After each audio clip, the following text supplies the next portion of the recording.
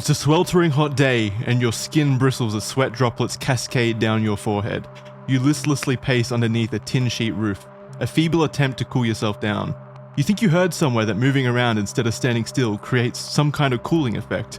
You're a mechanic though, not an egghead scientist. Plus, it's the 90s. That theory hasn't been proven yet, and at the end of the day, you're really just a guinea pig desperate to try anything that might beat the heat. Hey, come to think of it, it's probably the metal sheet roof, right? The heat is probably like trapped in the mechanic's shed with you bouncing around from all the vehicle metal and ricocheting off of the enclosed tin roof. Yeah, that probably has something to do with it. I'm sorry, the conversation with yourself is so good. But it's the 90s. I don't know that exists yet. Yeah.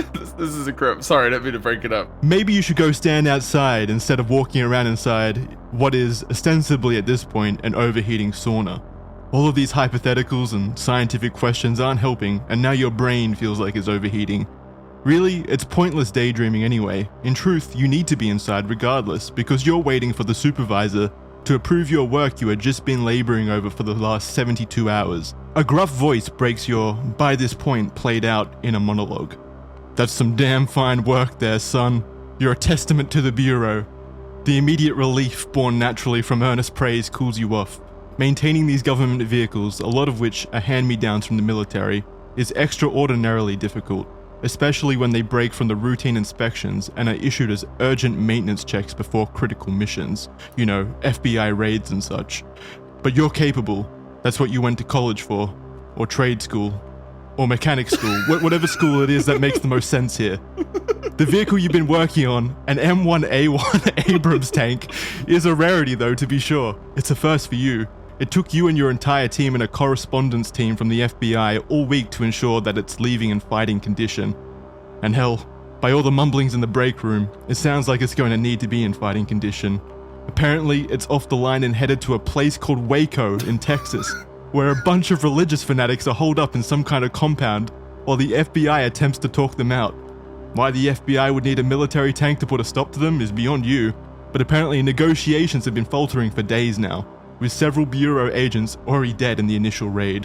Clearly, the strategic excellence and negotiating abilities of the FBI is just beyond your comprehension. After all, you never went to negotiating school. You're just the best goddamn mechanic the FBI has ever seen.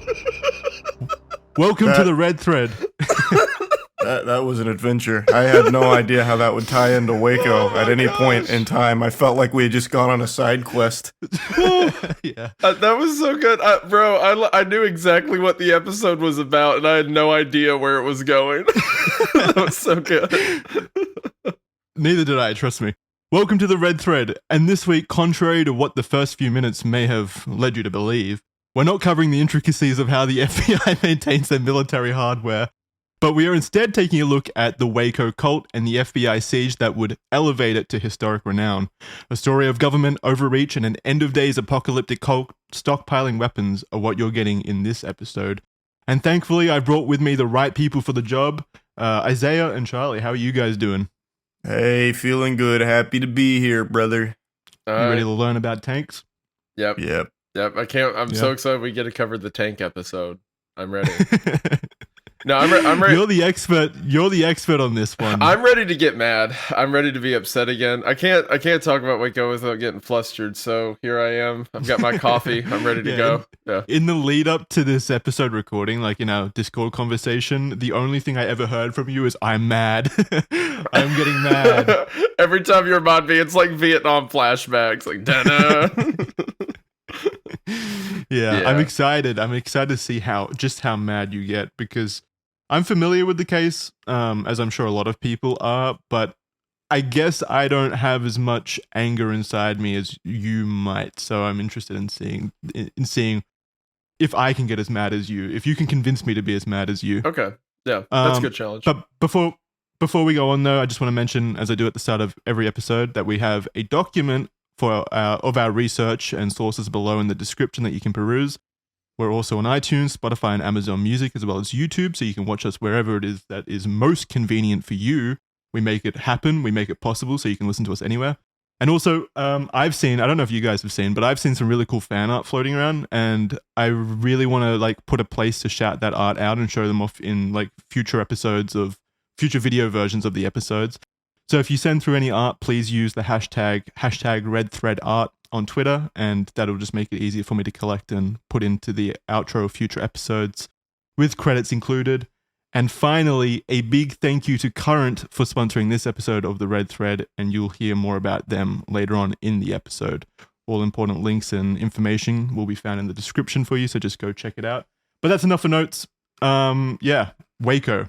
Any immediate thoughts, boys? It wasn't a good time in our history. Yeah. I don't want to get too hot takes out there right away, but controversial.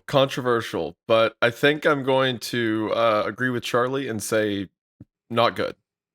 No, not good. Negative, bad.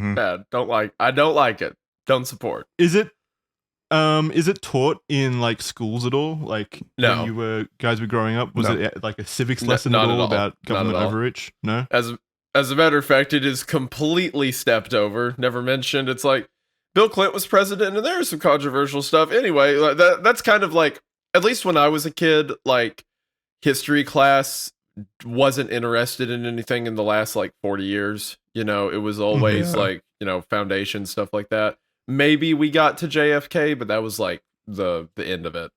That was still developing news at that point. Yeah. Like, we don't know for sure what happened with JFK. Guys, I'm not sure, but I think this is going to be a big one. All right, so let's keep our heads on. That's always like a bit of a meme that like American high schools have like outdated textbooks and stuff like that, stuff that's not continuously kept up to date. Is that for sure. At all true? For sure. Yeah, for sure. Well, but it's also, like he mentioned, focused on like older like history as opposed to newer history. So for me, the last thing, like the most recent thing we covered was Vietnam, and like hey LBJ, how many kids did you kill today or whatever. It was that whole series, and that's where we left off. Was LBJ president during Vietnam? There was a lot going on during that time, but that whole uproar and that entire situation is where they left off the history for us. Vietnam was like was it the 70s or the 80s? 60s. It was the 70s, right? It was the 60s. Oh, Jesus. 60s, okay, yeah. 60s. 64 to 68. Well, in that case, like, I don't know, that's fairly recent in terms of school education, I would feel. Maybe not. That's like 40 years ago by the time you were going through high school, like school. So, yeah, okay, that is pretty outdated. I wonder if they teach about it now that we're all out of school and have been for decades at this point. I wonder if they teach about it now. I would imagine they teach 9/11. I have a strong suspicion that they're up to there. Do you think it's like revisionist history though, or is it pretty critical of America? No. I don't see how. I couldn't imagine the textbooks being like, actually, it's bad that we did, stuff we did or whatever. Like, it's probably just like, these are the events that happened. But of course, like, they're not even going to touch on stuff like Waco because it's way too anti-narrative or just like off the wall for what a history class is trying to do, give you the timeline. They don't want to step off into side plots, so to speak, that question. Yeah. The authority. I guess Waco, in the grand scheme of things, for those of you that don't know, Waco, to sum it up as best we can in this short synopsis here, Waco was like it was a place where a bunch of religious people, Branch Davidians, a cult ostensibly, kind of congregated and stockpiled weapons illegally, so the government says, and then they raided the compound and tragedy ensued from that. So it's always pointed as to a situation where the government kind of overstepped their bounds and kind of enacted a tragedy that didn't necessarily need to happen. So yeah, it doesn't look great for the government, right? Yeah. It's I don't know why you're asking us. I mean, that's entirely up to the person listening. It's a very polarizing topic on whether or not what they did was justified or a complete overreach. Yeah, and I guess we'll get into that right now. Hold on one moment. I do want to make a quick apology. I was like, no, shut up, you're wrong about Vietnam not being in the 70s. Formally, the war in Vietnam ended in 75. So you are still correct, Jackson, and I love you. Continue. Oh, thank God. I thought it was during the 70s as well, definitely. Yeah. I didn't know when it started though. 60s definitely sounds more right though. Isaiah, let's start to go over the Branch Davidians itself and how they started. Victor Houteff. Yeah. You want to talk about him? Yeah, absolutely. So Victor Houteff was born on March the 2nd of 1885 in Rakovo, Bulgaria. He immigrated to America in 1907 and quickly established himself, building his own business. Joining the Seventh-day Adventist Church in 1919, he became deeply involved during a tumultuous period following the death of the church's founder, Ellen G. White.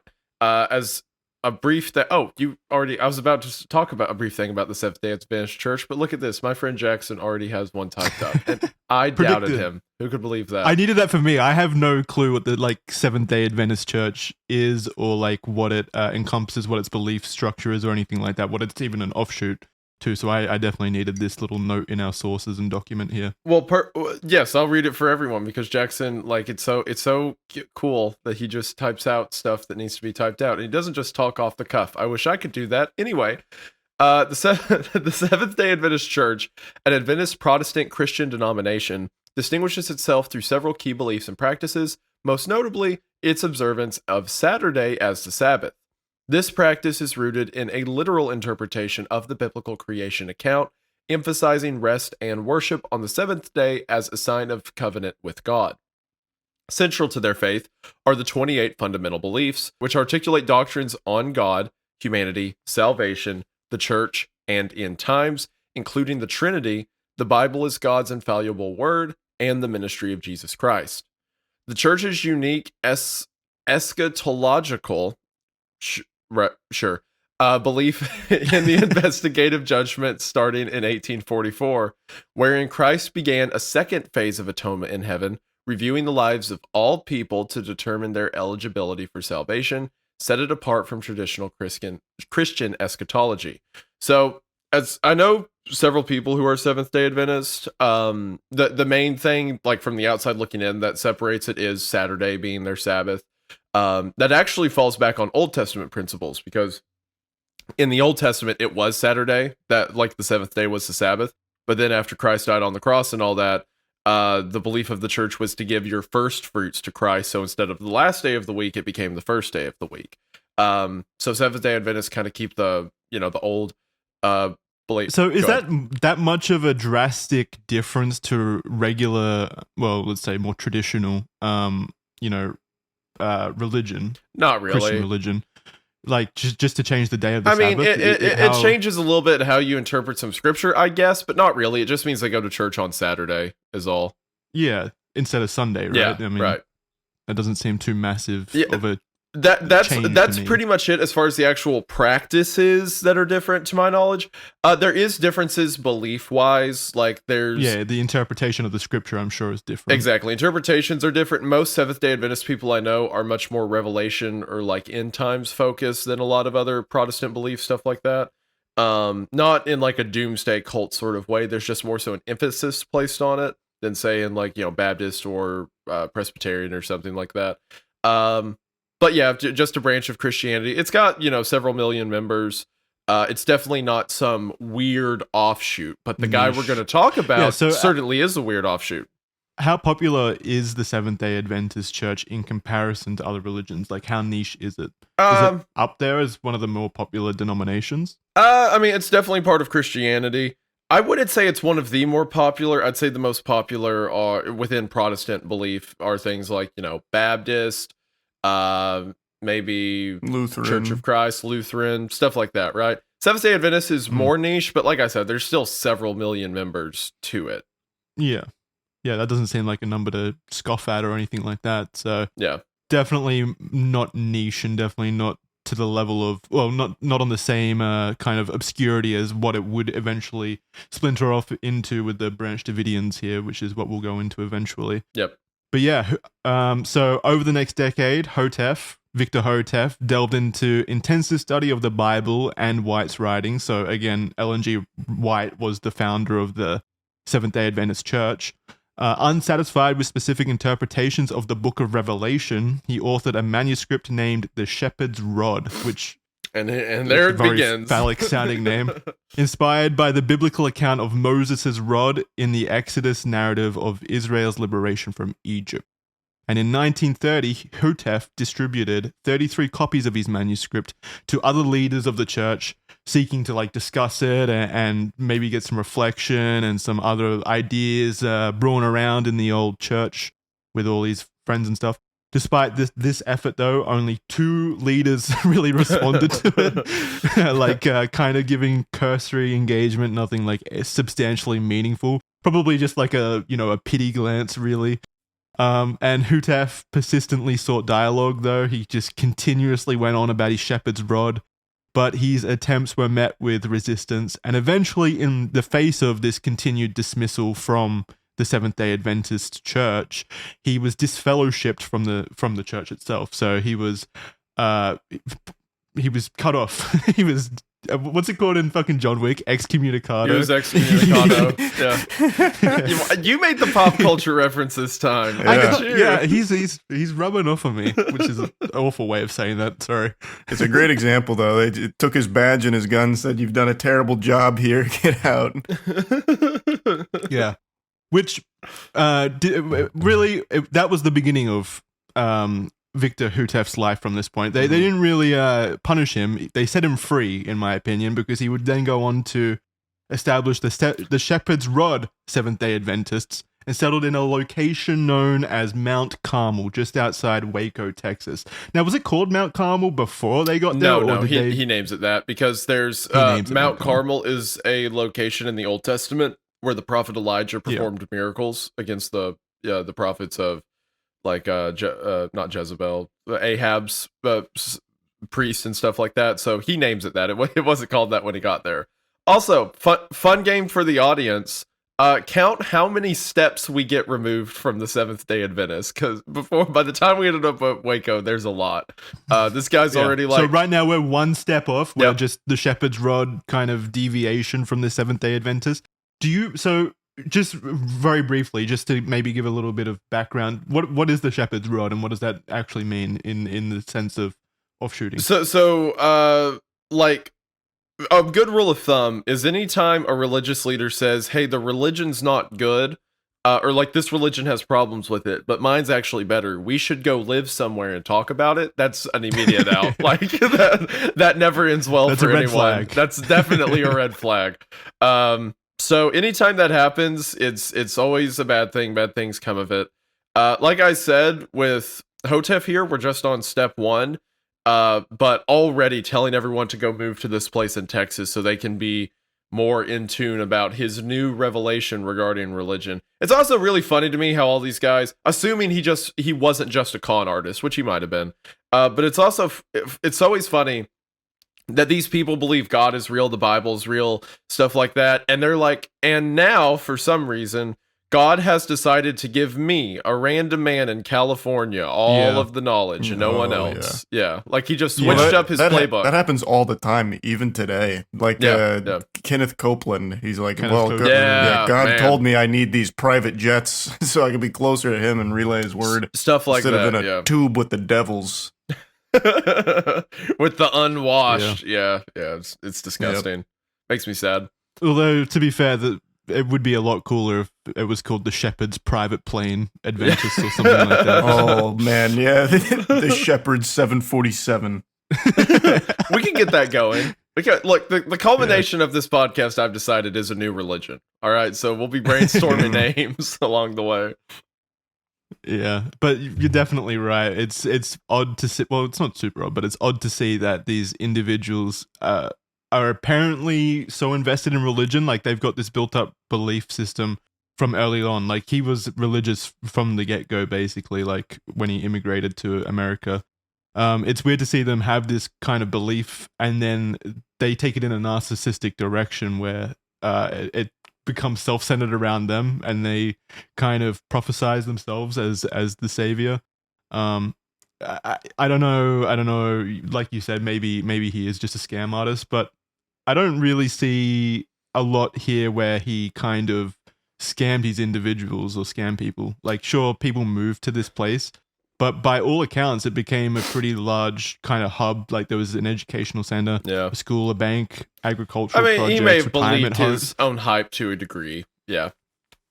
But like, what kind of cult compound has like a retirement homes and stuff like that? The like, best kind.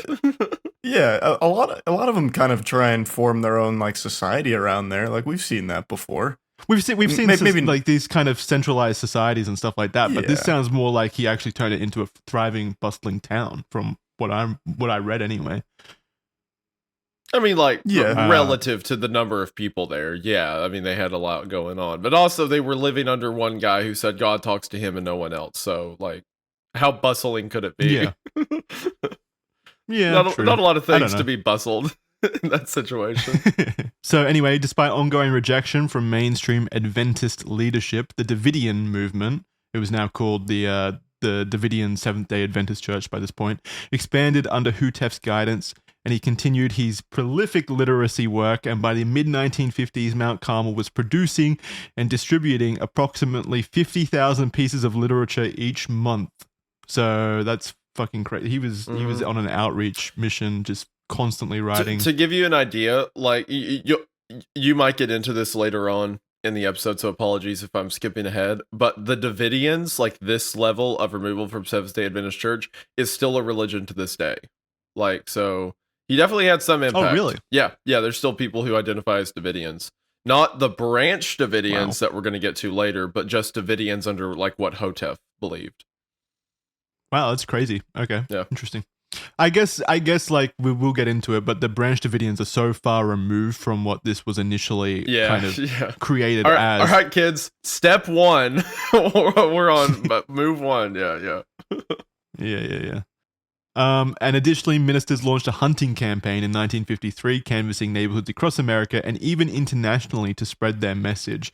I've actually heard, I don't know if it was during the Victor Hutef era, but I have heard of branch Davidians or Davidians in general, I guess, even spreading their messages to Australia, which we might get into in the future. But yeah, that's kind of wild that it extended all the way across the Pacific Ocean to Australia, which at the time, like this was the 50s or whatever, like pretty niche country, if I don't mind myself saying. Like, I can't believe that it actually extends across over here even. But Victor Hutef died February 5th, 1955 of heart failure, and the movement fragmented into several other fractures, each with their own interpretations of Hutef's teachings, creating hostility and variation in number among the splinter groups. And where do we go from there? Well, naturally, you go to Florence Hutef. Continue. I thought you were going to say something more about Florence. So after this, we get to learn more about Florence, and she assumed leadership of the Davidians. She married Victor in 1937 and had very significant ties with the organization, with her parents contributing $10,000 towards the down payment of the Mount Carmel Center, which at the time is clearly a lot. She continued Victor's teachings and beliefs, but struggled to navigate the challenges of leadership. In a pivotal meeting with members, Florence announced that she had received a divine revelation proclaiming that on April 22nd, 1959, the prophecy would be fulfilled and Jesus Christ would return to earth. In anticipation, members sold their homes, businesses, and belongings, gathering for a meeting that commenced on April 18th with approximately 900 attendees. However, when April 22nd passed without incident, mistrust spread amongst the members, causing division within the movement. Recognizing the rift, Florence relinquished her leadership role and sold Mount Carmel property of Benjamin Roden. So, correct me if I'm wrong here, Isaiah, but the Jesus returning to earth, that's the end times, right? So, if he returns to earth, that's rapture. Okay. Yes. So that's why everyone, like, sold all their shit. And if you guys remember, I'm sure you do, I think, what was it, like 2011, 2012, there was that radio pastor who was like, the rapture's coming, and like 100... Yeah, like 100, 200, whatever, how many people sold all their shit, got an RV, and then like tried to get like a good view of the end of the world or some shit. And then the radio host was like, well, I guess it didn't happen. Weird. Yep. Yeah, Harold Camping. And then after that, he tried it again. Came up with another date. Yeah, that guy was... Well, he can't be wrong twice. Yeah, I mean, he's dead now. You know, yeah, he can't be wrong twice. He's dead now. What really killed me about that guy is all the people who sold their stuff because they believed him would go on interviews like, "I'm mad. I feel scammed." It's like, buddy, you you deserve it. He didn't. No one ever said when Jesus comes back, you have to like give up your business. You can still have it when you get raptured. Yeah. What is selling everything gonna do? Like, you're gonna drive out of the desert? Like, what? Why? I'm gonna get raptured with a lot of money in my hand. Yeah, like I'm gonna be raptured unemployed, baby. That's how we do it. Yeah. Why can't Jesus Christ ever just visit us casually? Why does it have to be the end times though? Like, why can't he just come back and it not be raptured? He probably wants to, but it's already been like established that if he does, we're all getting raptured. So he's like, "Damn, I can't just come say hi." And to be he fair, doesn't want to cause a scene. To be fair to him, the last time he did it, we did kill him. So that's true. Yeah, he might not be happy. Yeah. Is the idea that this is exposing how religiously uneducated I am. Is he coming back with a vengeance? No. No, it's not like a revenge plot. Actually, he's not like, "I'll teach them. They want to put me on a cross. I'll show them what it." No. I've been waiting thousands of years to get my revenge. No. I'm coming in hot. 1,000-year-old grudge. The whole idea is he came to Earth as a man and then died on the cross to remove sin from us, or like to give us the opportunity to remove sin, so to speak. Mm-hmm. So that now is the time of the church where we believe in him, the age of grace, so to speak. Then at the end of that, he comes to Earth to take the Christians back home with him to heaven. Is the idea. So this is kind of like our forgiveness period, like we're like trying to like worship him and worship God and stuff like that in order to get in their good graces. Well, pretty much you have the opportunity to trust Christ to be saved through the blood that was shed on the cross. And if you believe in the blood, if you believe in Jesus Christ, then when you die, you return to what humanity was meant for originally, and that's companionship with God in heaven. Basically, the idea is like Adam and Eve were created to be companions with God. Sin separated us from God. So then Jesus gave us a way back, and that's through the sacrifice of the cross. Yeah. Right. So he's like the Deus Ex Machina of like the belief system. Man, you got all of the pop culture references rolling over Charlie today. You're keeping it flowing. Well, he is the key to like our salvation though. Yes, yeah. Jesus is the salvation. Like because sin poisoned us, it had to be something sinless that was sacrificed to take it away from us. And the only sinless thing in the world is God. So God was made flesh, went to the cross for us. So if we trust in him, it's not us that's doing the saving, it's belief in him that does the saving, basically. Understood. Okay. Yeah. Okay, great. Yeah, Charlie, you're gonna need to step up the pop culture references. I can't take them all. I'm trying to fill in the empty space left by you, and it's crashing. I'll work on it. Thank you. Let's take a quick break to thank our sponsor for this episode of the podcast, Current. Don't you guys just agree with me and think that banks absolutely suck in this day and age? I have so many bad personal experiences with banks, just stuff like unnecessary fees, which always just feels so frustrating when they come through. I hate them, and the banks cruise by on being established entities, basically, that are able to just cruise by because they were here first. They set up shop first. The best thing you can do, and the thing that I personally recommend, is stop banking with these old set-in-their-ways groups and instead get Current. See, that's a clever play on words. You're getting Current. You're out with the old, in with the new, in with the Current. Current is banking and credit building together. They make it easy to get your money as soon as possible, build credit safely, and save more, all in one easy-to-use app. You can set up direct deposit, get paid up to 2 days faster, and you can also qualify for fee-free overdraft up to $200. That's a lot of money.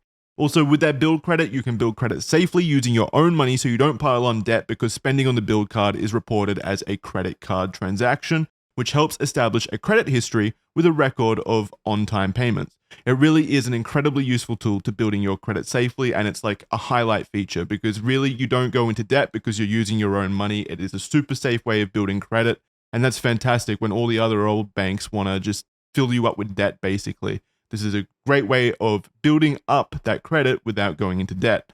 And the best part of Current, other than this awesome card, which feels very good to use, is that there's no annual or minimum balance fees. I highly recommend checking out Current and giving it a chance because really it is just a super effective way of saving money on banking and an effective way of building credit easily and just an incredibly satisfying way of avoiding all of those minimum fees and stuff like that. And personally, I really do not like those established banks and how they seem to want to force you into debt at every corner, so this is brilliant for that. So get Current, the future of banking now by going to current.com/redthread or download the app. That's current.com, current.com/redthread. Terms apply. You can find the links in the description. Current is a financial technology company, not a bank. Banking services provided by Choice Financial Group, member FDIC, and Cross River Bank, member FDIC. For full terms and conditions, visit current.com or call 888-851-1172 for more information. Thank you to Current for supporting the show, and thank you to all of you in the audience for listening to this sponsor and supporting the show in that way. It really does mean a lot to all of us here on the show. And now, back to Waco. So, we've just left Florence. She's relinquished the role. I did want to say about Florence. Do you think that she was just desperate to get out of this situation? That's why she set up the April 22nd. It is very funny to be like, you're questioning my leader. I'm getting a transmission. Hold on, everyone. Why does this keep happening? They keep doing it, and it keeps working because it keeps working. Well. That's why. People are like, works to this day. yeah, exactly. It is still a very effective strategy that works to this day. If you say it was God talking to you, telling you to do this, brother, there was a fucking crypto scammer who went on record a couple weeks ago where he said, "You know what? Yes, we did pocket $1.3 million of the $3 million you invested." But it's because God told us to do it. And there were so many people that forgave him for it. Well, it's like, if God told you, you must have had a plan for this. What am I going to do? Fight God on it? Clearly, you're not. You're in good faith right now. Yeah, that's such an epic excuse. But that's not what I meant. I meant the setting the actual date. Like, all it sets you up for is immediate failure. Obviously, when it doesn't happen, immediate failure and immediate mistrust in you. Like, it feels like her setting this date was her being like, I just want to get out of here. I need a way out, kind of. Yeah, because she immediately, like, pretty much after that, everyone mistrusted her and thought she was just a liar, and so the rift happened, and she relinquished her leadership role. So everyone, Florence, step 2, we're now 2 degrees removed from the church. Mm-hmm. Yep. And now we go to Benjamin Rodin. This Benjamin Rodin is the person who the Mount Carmel property was sold to after everyone quit trusting Florence when she was wrong about the rapture and all. So Benjamin Rodin was born on January the 5th of 1902 in Bearden, Oklahoma. In 1940, Benjamin and his wife Lois were baptized in the Seventh-day Adventist Church. However, by 1946, Benjamin had transitioned from the Seventh-day Adventist Church to the teachings of the Shepherd's Rod with the Davidian Seventh-day Adventist Church. So basically, he was a normal Seventh-day Adventist and then decided to come join the Davidians. Followed them over, Yeah. In 1953, Benjamin and his family briefly resided at Mount Carmel when he developed his unique interpretation of Scripture. While maintaining belief in the second coming of Jesus Christ, Benjamin's interpretation of the Scripture allowed for greater flexibility, which he believed was revealed to him by God through a prophetic gift, providing insight into God's plan for the movement. So now we have, keep in mind, we have one guy who says he's getting a transmission that makes everything else fake, and you need to come live with him. And then a guy that's already there is like, I am also receiving one of those, that this is even more fake. So we need to... Everyone's getting these transmissions, goddammit. Yeah, they got these antenna wired out of their heads. They're getting beacons and everything. It's crazy. Charlie, now would be a great time to make a reference to some tower head satellite dish person. Got anything? You got anything? Not you're gonna have to give me some time to let it ruminate a bit. Man, Charlie, you're off your game today, my guy. What's happening? Well, there's not a whole lot of pop. This is just like in Space Jam when Michael Jordan stretched himself. Yeah, there you go. Yeah. There you go. Awesome, my man. There he is. Well, wait. What about this? Is just like the time the moon communicated with us through transmission in Moonfall. There we go. That's pretty good. Okay, the moon. Jesus, you've never even seen the moon. No, it did. The inside of the moon communicated with us. Oh, you're talking about You're spoiling the movie. Jackson. That's a reference, though. Come on. Are you telling me people are going to come here to learn about the Branch Davidians and get Moonfall spoiled for them? Guys, we are professional podcasters. Nothing is sacred. We can't let this happen. Keep it together. Really, That is an enormous selling point. I've just sold that movie to 1 million people, or however many people are watching this. They're going to go watch it now to hear the moon's message. I hope. Anyway, as Benjamin spread his message, he garnered followers who began identifying themselves as Branch Davidians, a development that clashed with Florence Houteff, with whom Benjamin had strained relations. Upon Florence's assumption of leadership following Victor's death, Benjamin and his followers departed from the movement. Following the disappointment of Florence's failed prophecy, Benjamin acquired Mount Carmel, now expanded to 77 acres, for the Branch Davidians. A central theme of Benjamin's teachings was the significance of the restored state of Israel, viewed as a preparatory sign for Christ's return to earth. Benjamin traveled to Israel and established a small community of followers there before his passing in 1978. So he took the sign that like Israel had now become a state over in the Middle East as kind of like a sign that Christ was coming back. This was the time. I've heard a lot of people use this logic. Obviously, it didn't happen. But I've heard a lot of people use this logic. So in the book of Revelations, there's a point that says after the children of God, the children of Israel are rejoined or whatever, in the generations to come, I will return, the rapture will happen, whatever.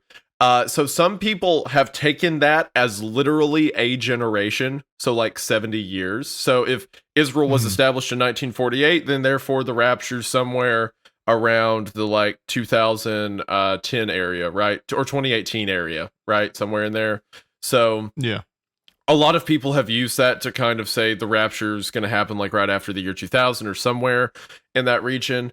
And it seems like our boy Benjamin here was one of those who saw the reestablishment of Israel and then latched onto that. So basically, Benjamin decides he doesn't like the Davidians, so he makes a new group out of converts called the Branch Davidians, right?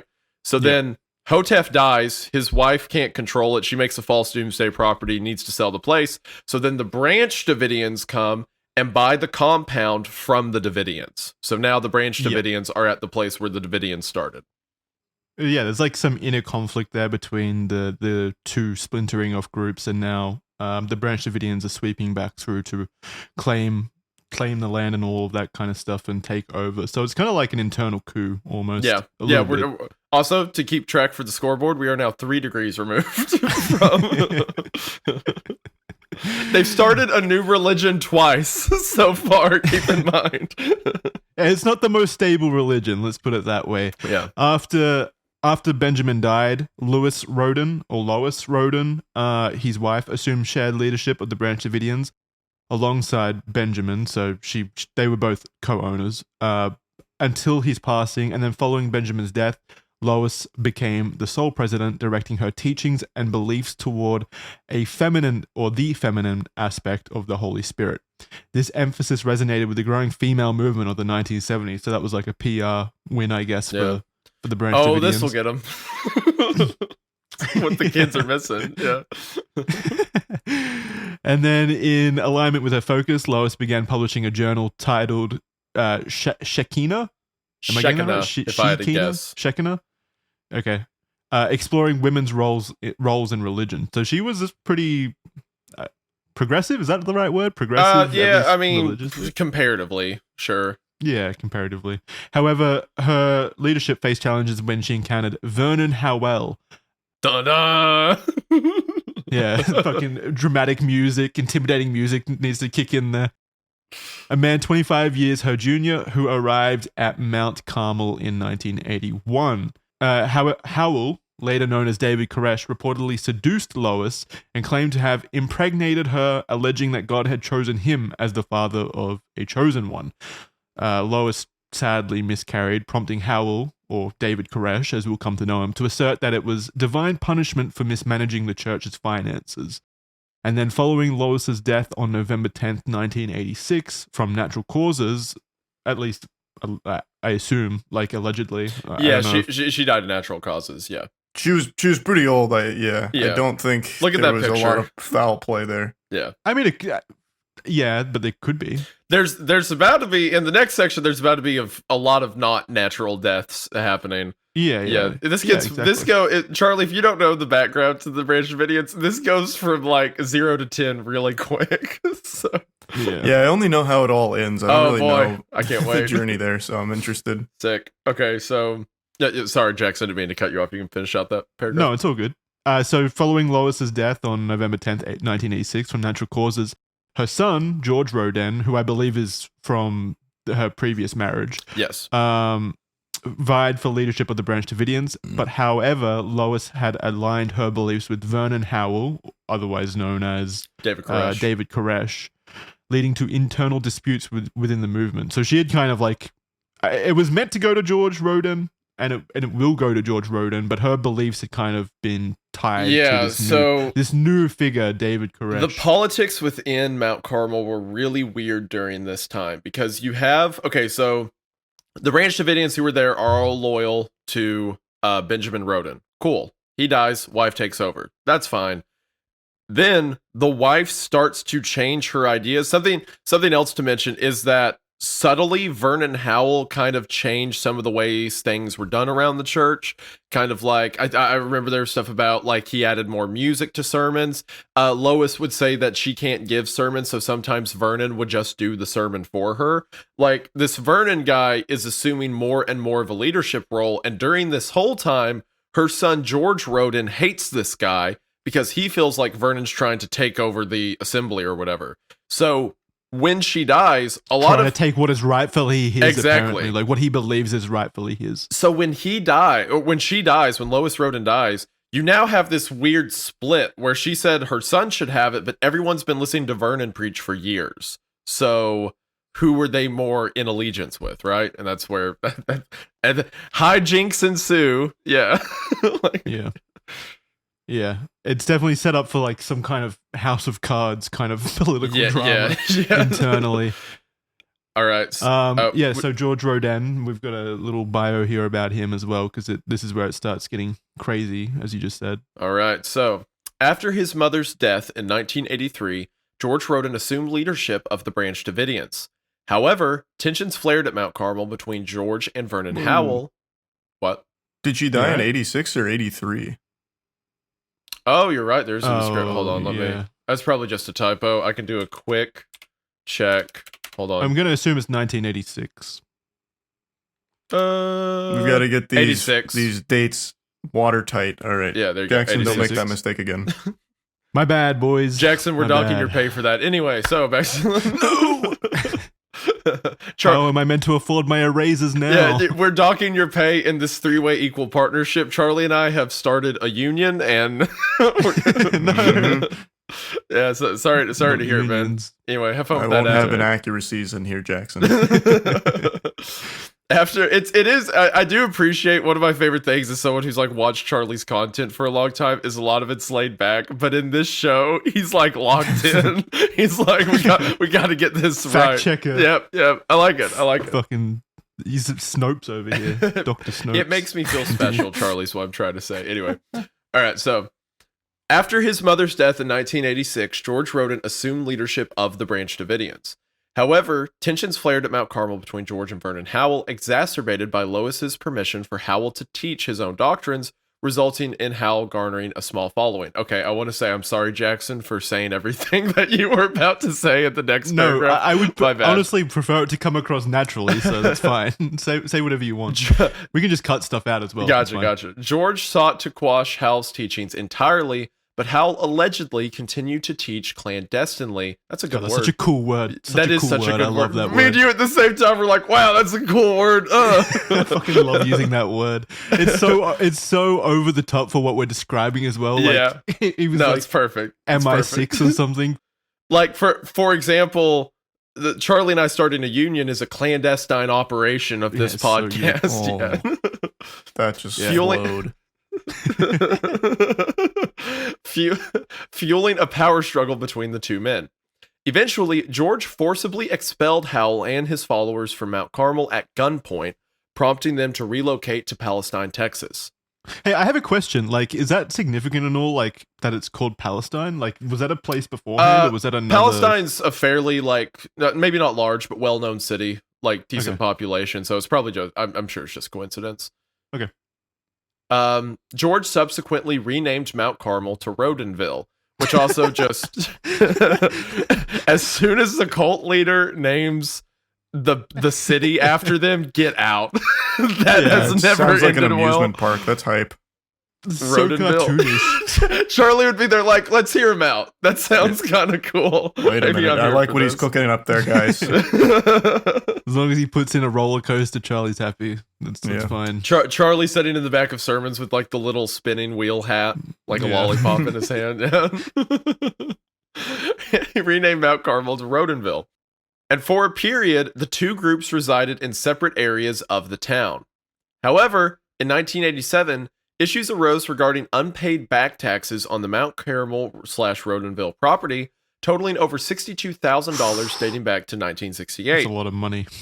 And it is a whole lot of money, especially for back then. County officials threatened to seize the property and auction it off, leading George to take legal action. During the proceedings, he made inflammatory remarks to the justices, including a veiled threat invoking biblical plagues, stating, quote, "Maybe God will make it up to you in the end and send you herpes and AIDS, the 7 last plagues." An interesting interpretation of how that goes. Yep. I love his picture, by the way, every time I see it. It's such a good the cowboy hat with the flag. Oh my gosh. Very patriotic man. In response to a deed filed by Vernon Howell that ousted George Roden as president of the Branch Davidian Seventh-day Adventism and named himself, Roden allegedly took drastic action. He reportedly exhumed the body of former Branch Davidian Anna Hughes from the Center Cemetery and challenged Vernon to a macabre contest. Whoever could raise a soul from the dead would be deemed the true leader. What a psychopath. I know. Could you imagine you're having a legal dispute with someone and they're like, you know what? See this? See this body? I bet you can't bring it back. I bet you can't. But wait, why is he bluffing? He can't, surely he knows he can't bring it back No, either, right? he's very clearly mentally unwell. I bet he thinks he can by Probably doing some kind of Tai Chi maneuvers over her body and fucking putting the soul back in it. I thought you were going to say, he fucking Weekend at Bernie's. He's got a whole string, puppeteering contraption set up to trick everyone. Ventriloquist sit. That'd be huge. However, instead, this is such a funny phrase sentence. However, instead of engaging in this challenge, Vernon reported the incident to the police. He was there. Yeah, he was there, and he's just like, okay. Just drives down the road. I'm not touching that. I'm not dealing with this guy. I'm going immediately to the cops. We're going to go on to find out that David Koresh or what was his other name? Vernon Howell. Vernon at Howell. this point. Not a very bad person as well, and very mentally unstable as well. And even he was like, holy shit, this guy's fucked up. I got to go to the police about this. Yeah, that's how bad it was. I'm out. Yeah. The authorities, citing the need for concrete proof, declined to take immediate action based solely on Vernon's word. Undeterred, I guess it is possible because it's very clear that David Koresh or Vernon Howell was trying to take over, take as much power as they could. It's entirely possible that a lot of this is made up by Vernon Howell / David Koresh as a means to undermine him. But we also have other first-hand accounts, like the quote with the justices about the AIDS and the herpes. So I think that apparently he was so crude that judges remarked it was the most despicable case they've ever dealt with, that killers aren't as mean as this guy was from the stance. Everyone hated this guy, so it's not out of the realm of reason to do something insane. Yeah, I believe it. Yeah. Also, just to keep up, this is now 4 degrees removed if we're on our main man over here. Undeterred, Vernon and 7 followers secretly infiltrated Mount Carmel on November 3rd, 1987, in an attempt to photograph Anna Hughes' casket. Their mission, however, ended in a shootout with Roden, resulting in the arrest of the 8 men. Subsequently, they were acquitted and charges were dropped. Meanwhile, George Roden found himself in legal trouble as well. He was sentenced to 6 months in prison for contempt of court stemming from threatening language he used during the tax battle. So this guy goes to jail for words. That's how annoying he was. For saying that you'll get AIDS or whatever, the 7 lost plagues will visit your household. But with the David Koresh plan to sneak in and photograph Anna Hughes' casket, I don't really get what they were intending to do there. It was for the concrete proof that they had exhumed the body and that this guy is a danger. Oh, okay, yeah. I was like, how do they prove that he was trying to like bring Anna Hughes back from the dead? I thought it was like a necromancy kind of case where they're trying to prove that he was trying to bring her back. But yeah, I guess I'm assuming exhuming a body is illegal as well. So yeah, that's already a crime in and of itself. Yeah, that makes sense. There is necromancy a crime? Is that codified? That's probably in the book somewhere. You can't try and perform necromancy, I would imagine. Yeah, it's gotta be. There is one more detail I want to mention there. So in 1989, shortly after this whole contempt of court thing, all that happened, when he got out, Roden still maintained some leadership for a time. He actually goes back to jail when he's declared insane and all that, for killing a man. So, he killed a man. In October of 1989, he killed someone named Wayman Dale Adair. Basically, to tell you like the level of insanity Roden had built up, Adair came to Roden. I believe it was at the trailer Roden was living in, or maybe his house. And he tells Roden that he's having visions from God. And Roden is convinced that this is one of David Koresh's people that has been planted, because he's so paranoid about Vernon doing something that he takes an axe and kills him right there. Holy shit. Jesus fucking Christ. Yeah, just axe murdered someone. So he goes to jail for that, and then the part about the escape and death and all that. So Vernon had got in his head so much that he just killed a guy who he thought maybe might be related to Vernon. Yeah, that is crazy. It's very obvious then why he was eventually declared insane in 1989 and sentenced to treatment, I guess, at Big Spring State Hospital. But almost a decade later, in 1998, he managed to escape from the hospital, and he was later found deceased on the north side of the hospital grounds, with indications suggesting he had succumbed to a heart attack. So he escaped and then died from a heart attack on the escape, I guess. That sounds like the work of Vernon Howell yet again. Yeah. Probably. We can assume. No, it was the ghost of Anna Hughes that got revenge. She popped up out of nowhere and gave him a heart attack. I also want it to be appreciated that like there was a period of time before Vernon got kicked out where they both lived in Mount Carmel with their own groups, and they were like having what can only be described as like prank wars with each other. Like maybe like Roden would be like, "Oh, sorry, you all can't use that room today. We're painting it." And Vernon's like, "Well, where do we go?" And Roden's like, "I don't know. You just can't be here." So then in response, Vernon would like throw a shirt away of his or whatever, and then the event that got him kicked out is a fire started on Roden's side of the building, I think from a microwave, or not a microwave, like a stovetop or whatever. And then as soon as Vernon Howell found out, he's like, "Huh, maybe God did that. Maybe maybe God wants your oven on fire. Who knows?" To be fair, in my opinion, David Koresh started this all by fucking his mum. I mean, that's a good way to start a fight with a man. That's a compelling argument. Yeah, I feel like there was maybe some resentment there from like, this dude's banging my mum. I don't like this. Yeah, maybe he's the reason that Roden's insane. Maybe Roden was right. Maybe that guy who he killed was sent by Vernon to seriously. Imagine being, I guess, George Roden in this situation and having this kind of cult or this religion that you felt like you were destined to eventually take over because it was your birthright or whatever. And then some super hot, attractive, charismatic individual shows up, pipes your mum down, and then takes over your cult. Like, I'm sure there was a lot of deep-rooted resentment there from the very beginning. That'd lead anyone to axe murder. You're right. Well, no, I didn't say that. Clearly, no. I think Jackson's saying what we're all thinking. It's okay to axe murder some people if they lead into it. And Jackson's very brave for saying that, I think. Yeah. Thank you. Yeah, you're welcome. Yeah. You're welcome. Well, let's dive All right. into David Koresh now. I'll take this It's one. time. Yeah, go It's for it. time. So he was born Vernon Howell on August 17th, 1959 in Houston, Texas. His mother was only 15 when she had him. He never knew his father, was raised by his grandparents. He had a lonely childhood. He wasn't great at school and was dyslexic. But besides this, he had great musical ability and interest in the Bible. By 12 years old... That was a really mean sentence, Jackson. I don't like him. I'm not a fan. You just ganging up on this kid. I'm not a fan. Sorry, Charlie. Go ahead. By 12 years old, he had memorized large chunks of it, and David Koresh turned to the Seventh-day Adventist Church when he was 20.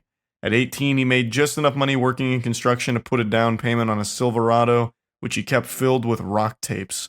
During this time, he would practice playing guitar for hours and was idolized by a lot of younger guys around him in the community. He wanted to be respected by them. Debbie Owens, his 16-year-old girlfriend at the time, is quoted saying, "He was a typical teenager, a rocker who carried his guitar wherever he went." So George probably just thought this guy was so fucking cool and he was having sex with his mom. Yeah, that's what I'm saying. He shows up in his fucking pickup truck blasting music, comes in, bangs his mom and leaves. Like, come on. Yo, I'm gonna start preaching here. Is that cool, man? It's my church now. I'm gonna take over and everyone fucking idolizes him and shit. Like, come on. As he returned to religion, Koresh at first seemed to express guilt over his past, his sexual activity, and playing rock and roll. Similar to past moments in his life, he started to gain attention of younger members in the church and would engross them in conversation. During this time, Koresh saw revelation seminars conducted by evangelist Jim Gilly. Koresh was convinced that Gilly had a piece of the puzzle missing, the seventh seal. As described in the book of Revelation, the seventh deal binds a scroll held in God's right hand that prophesies the calamities that precede the apocalypse. He was convinced it was time to have a new prophet and a new light in the Seventh-day Adventist Church, and he could be just that. With the church disinterested in his ideas, Koresh then made a move to the Branch Davidians. He began to claim the gift of prophecy and started to teach his own message called The Serpent's Roots. Sorry, yeah, go on. Which gained a small following in the group. Jackson, was there... No, I'm saying go on. I'm sorry, go on. I'm saying continue. So you stopped me to just remind me to continue? Okay, so Discord cut out there. There was silence, so I started talking, and then you cut in, and then I said continue. Interesting, very interesting. It also caused immediate contention. David, who had been having an affair with Lois Roden, the leader at the time, who was in her late 60s. When Lois died, there was a power struggle between her son George and David. After George, Roden had forced David and his followers out of Mount Carmel by gunpoint. They returned in late 1987. They carried assault rifles, high-caliber rifles, shotguns, and nearly 400 rounds of ammunition. And during the following fight, George Roden was shot in the chest. David Koresh went on trial for attempted murder. It made me giggle that George Roden caught a fucking mean one. He ate some lead. It wasn't like he was in his room doing homework or anything like that. He was in the fight. He was like, so it's not like an unlucky moment for George. Like, this was after everything that's been established, it's funny that David has sex with his mom, plays rock music, then shoots him in the chest. George cannot catch a W at all. So when he was on trial for the attempted murder, it ended in a mistrial, and then Koresh became the leader of the Branch Davidians in the late 1980s. It gets even worse for George. Like, this guy shoots you in the chest, it goes to court, and they're like, nah, he's fine. He shoots you in the chest on your property, and he just walks out. Oh, it's another funny detail about that. Apparently, Koresh was or Howell at the time, he hadn't changed his name yet. Vernon Howell was so friendly with, like, the court that after the trial, he had members of the jury over for an ice cream party. Nice. That mistrial sounding real normal. How is that not what do you call it? Like a mistrial. Like what? Well, the trial's over. So. Oh, okay. Yeah. The trial's over. Yeah, there's a word for it. You're not supposed to mess with them, whatever it is, but it's over. So let's have ice cream. Yeah. Yeah, is it tampering? I don't know. It's Well, a conflict of interest for the jury. Yeah, surely. yeah. But they already decided he's a good guy. He's okay. We can let him go. Yeah. Well, it's easy to we hate don't know. George, but this guy plays rock and roll. Yeah, we don't know if that like he promised the ice cream party in advance. If they like That's gave him true. what he wanted. Oh, we never thought of it that way. You don't know. You don't know for sure. It was rigged from the start. Yeah, So I feel like it did just end up in a mistrial because they just decided that David Koresh was just so much cooler than George. Yeah. And George was a fucking like he was coming in ranting Which about so giving did we. everyone AIDS So and did stuff we. like To be that. fair. Yeah, Yeah. I'm fine with how it's progressing currently. Continue. So after Roden was sentenced to prison, being declared mentally insane in 1989, Koresh legally changed his name from Vernon Howell to David Koresh. And now we get into the explanation for this new branch Davidians that have formed. So it's a belief system that stems from the mainstream Seventh-day Adventism, but the specific beliefs and practices diverge significantly. Prophetic leadership and visions. The branch Davidians believed they were led by individuals who experienced prophetic visions and direct revelations from God. For example, David Koresh claimed to be the final prophet and the Lamb of God. The apocalyptic emphasis. Both groups have a strong focus on the end times, but the branch Davidians took this to an extreme, with a particular emphasis on preparing for an imminent apocalyptic confrontation between God's chosen people and the forces of evil. Koresh's teachings included detailed interpretations of the Book of Revelations, claiming that he and his followers played a central role in the end times. This level of specificity and the centrality of the armed conflict in their eschatology are not found in mainstream Seventh-day Adventism. Theological interpretations. The branch Davidians held unique interpretations of the Bible, particularly the prophetic books. Koresh taught that he was entitled to take multiple wives to bear children who would be important to the end times and practice an interpretation not supported or recognized by the Seventh-day Adventist Church. That seems to be super common in cults where, hey, God told me I get to fuck a lot and have a lot of kids, so don't know what to tell you. Just picture David Koresh playing the guitar up there, like with this new cult. It's like, oh yeah, by the way, I get to sleep with your wives. Like it goes back to the guitar. Yeah, he just hits like a fucking pinch harmonic.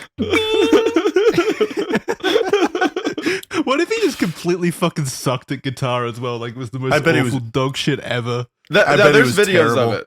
There's videos of it of him performing at like Is he bars good? and stuff like that. He's actually pretty good, to be fair.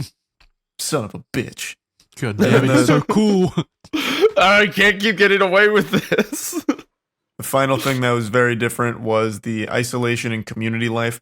So while Seventh-day Adventists are encouraged to engage with and evangelize to the broader community, the branch Davidians under Koresh became increasingly isolated, forming a tight-knit community that lived apart from society. The isolation was partly due to their belief in the imminent end of the world and needed to prepare without outside interference. Yeah, so cult, they were like just a more cult centric version of Seventh-day Adventism, really. Now, one thing I will mention is, well, they also had beliefs that were very different from Seventh-day Adventism, of course. It's, it's not like Seventh-day Adventists are like, I get to sleep with all your wives, right? Like, like there's differences. Seventh-day Adventists don't believe in like continuous revelations and visions and stuff like that. But what is interesting about Koresh is like all the members of the community would have jobs. The kids would attend, older students would attend like local schools and stuff like that. Like they could leave. Also, one of the things they did to raise money is they would go to gun shows and sell guns a lot, and they would also go perform at like local bars and stuff like that. Which it's weird for a hyper religious cult to go to bars and play like rock music of the time. Like it's very strange, but that's what they would do a lot for money or fun. They would drink beer, stuff like that. Like a lot of stuff you wouldn't think they do. Koresh was like, no, it's chill. Who cares? Yeah, it's less of a religious cult and more of a sexual one, it seems. Yeah. Or a charismatic leader just taking over and giving whatever, or offloading whatever beliefs he has for his own, like, it's kind of like, what's it called? Like Charles Manson a little bit. A bit. In terms that's a pretty good thing. Like obviously their objectives were different, but it's similar, and it's a cult of personality more than anything else. Yeah, I will definitely at this point. Like like you said, this is like 6 branches deep at this point, 6 offshoots. So it started as a religious sect, and it slowly over time just became a cult of personality. That's my analysis of the situation anyway. And then we continue on, Charlie, with David Koresh using the Bible in a very interesting way. Yeah, so David Koresh used the Bible to justify a romantic relationship with a 14-year-old girl, a daughter of one of the church members, and insisted that the girl was given to him by God and in a biblical sense was already his wife. Koresh legally only had one wife, named Rachel Jones, and they married when she was 14 with her parents' consent. They had 2 children, Cyrus and Star, and Rachel rarely argued against her husband and let Koresh do what he wanted without hassle. According to lawyer Jack Zimmerman, who spoke with Koresh during the siege, she was polite, pleasant, and very quiet. Koresh is said to have fathered 16 children with multiple women. And then in an interview with A Current Affair, he said, "I failed school. I quit in 9th grade because I had other things I had to do. I had to learn things. I'm a student, you see. I learned about people. That's what I do. I learn about people. I learn about myself." Yeah.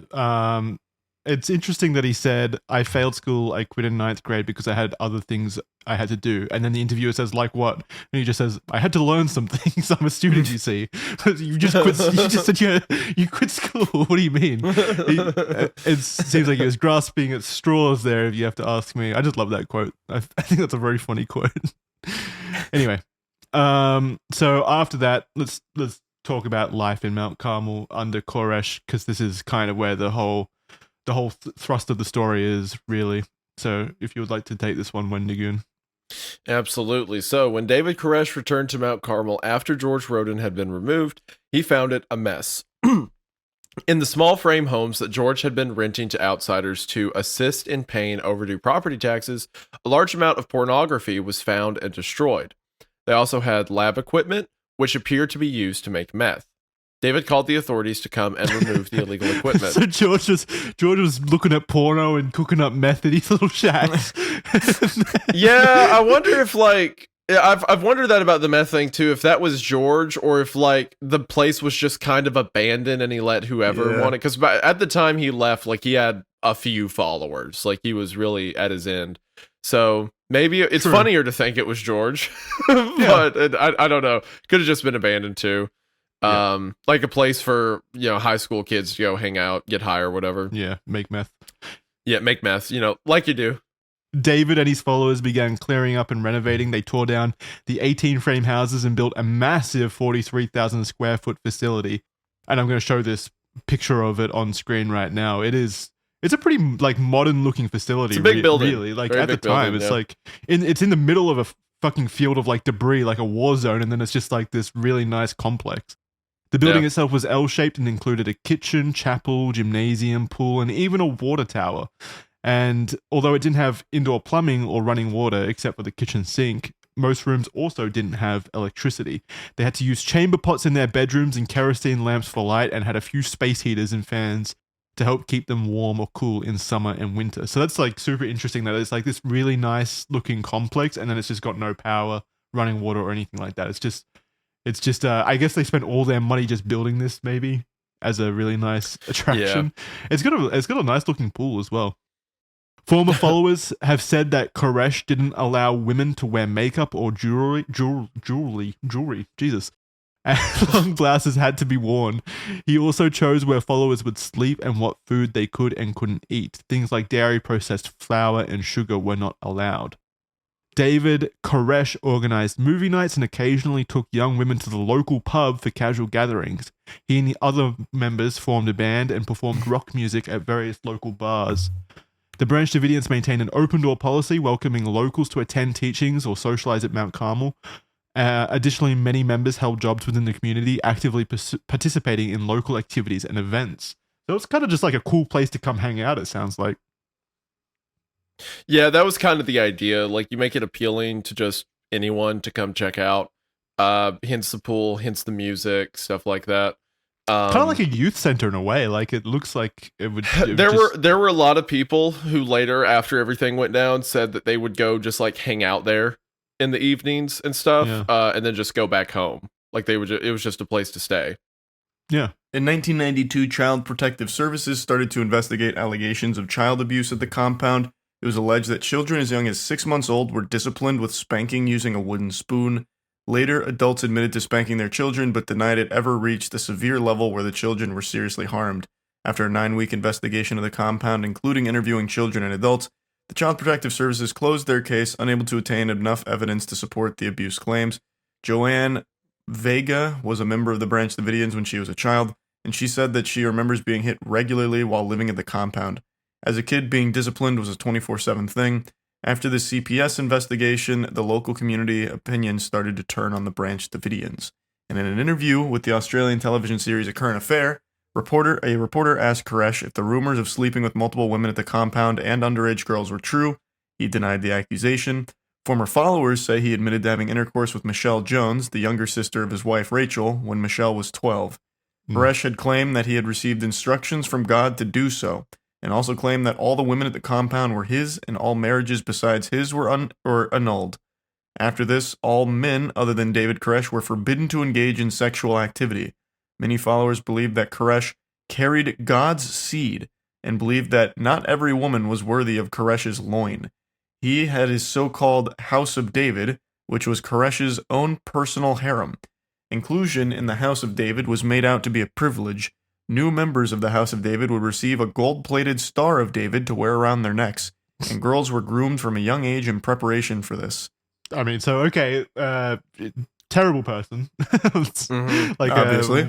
a very sick individual, a monster even. I thought you'd get more excitement out of A Current Affair being brought up again. Oh, I thought it was great to see them here, but it's not exactly like, yeah, A Current Affair. It's one of those things where it's like, this is an evil guy. I'm not going to really get super excited about the silly broadcast. Pump your fist about A Current Affair. But look at them. I remember when you were going through your Current Affair stage, which for those of you that don't know, it's an investigative series over in Australia. Kind of cringe, honestly, to Australians because it's mostly just fluff pieces. But sometimes they go out of their way to track down these individuals. Like they flew all the way over to Texas from Australia to investigate David Koresh before the siege and stuff like that, and had a one-on-one interview where all this information was divulged. So, which is crazy for them because they really only handle like local nothing burgers. Like when I was watching A Current Affair, like one of the stories was about a snail that one of the employees accused the manager of releasing in the shop, and they're like, "This is just unacceptable behavior.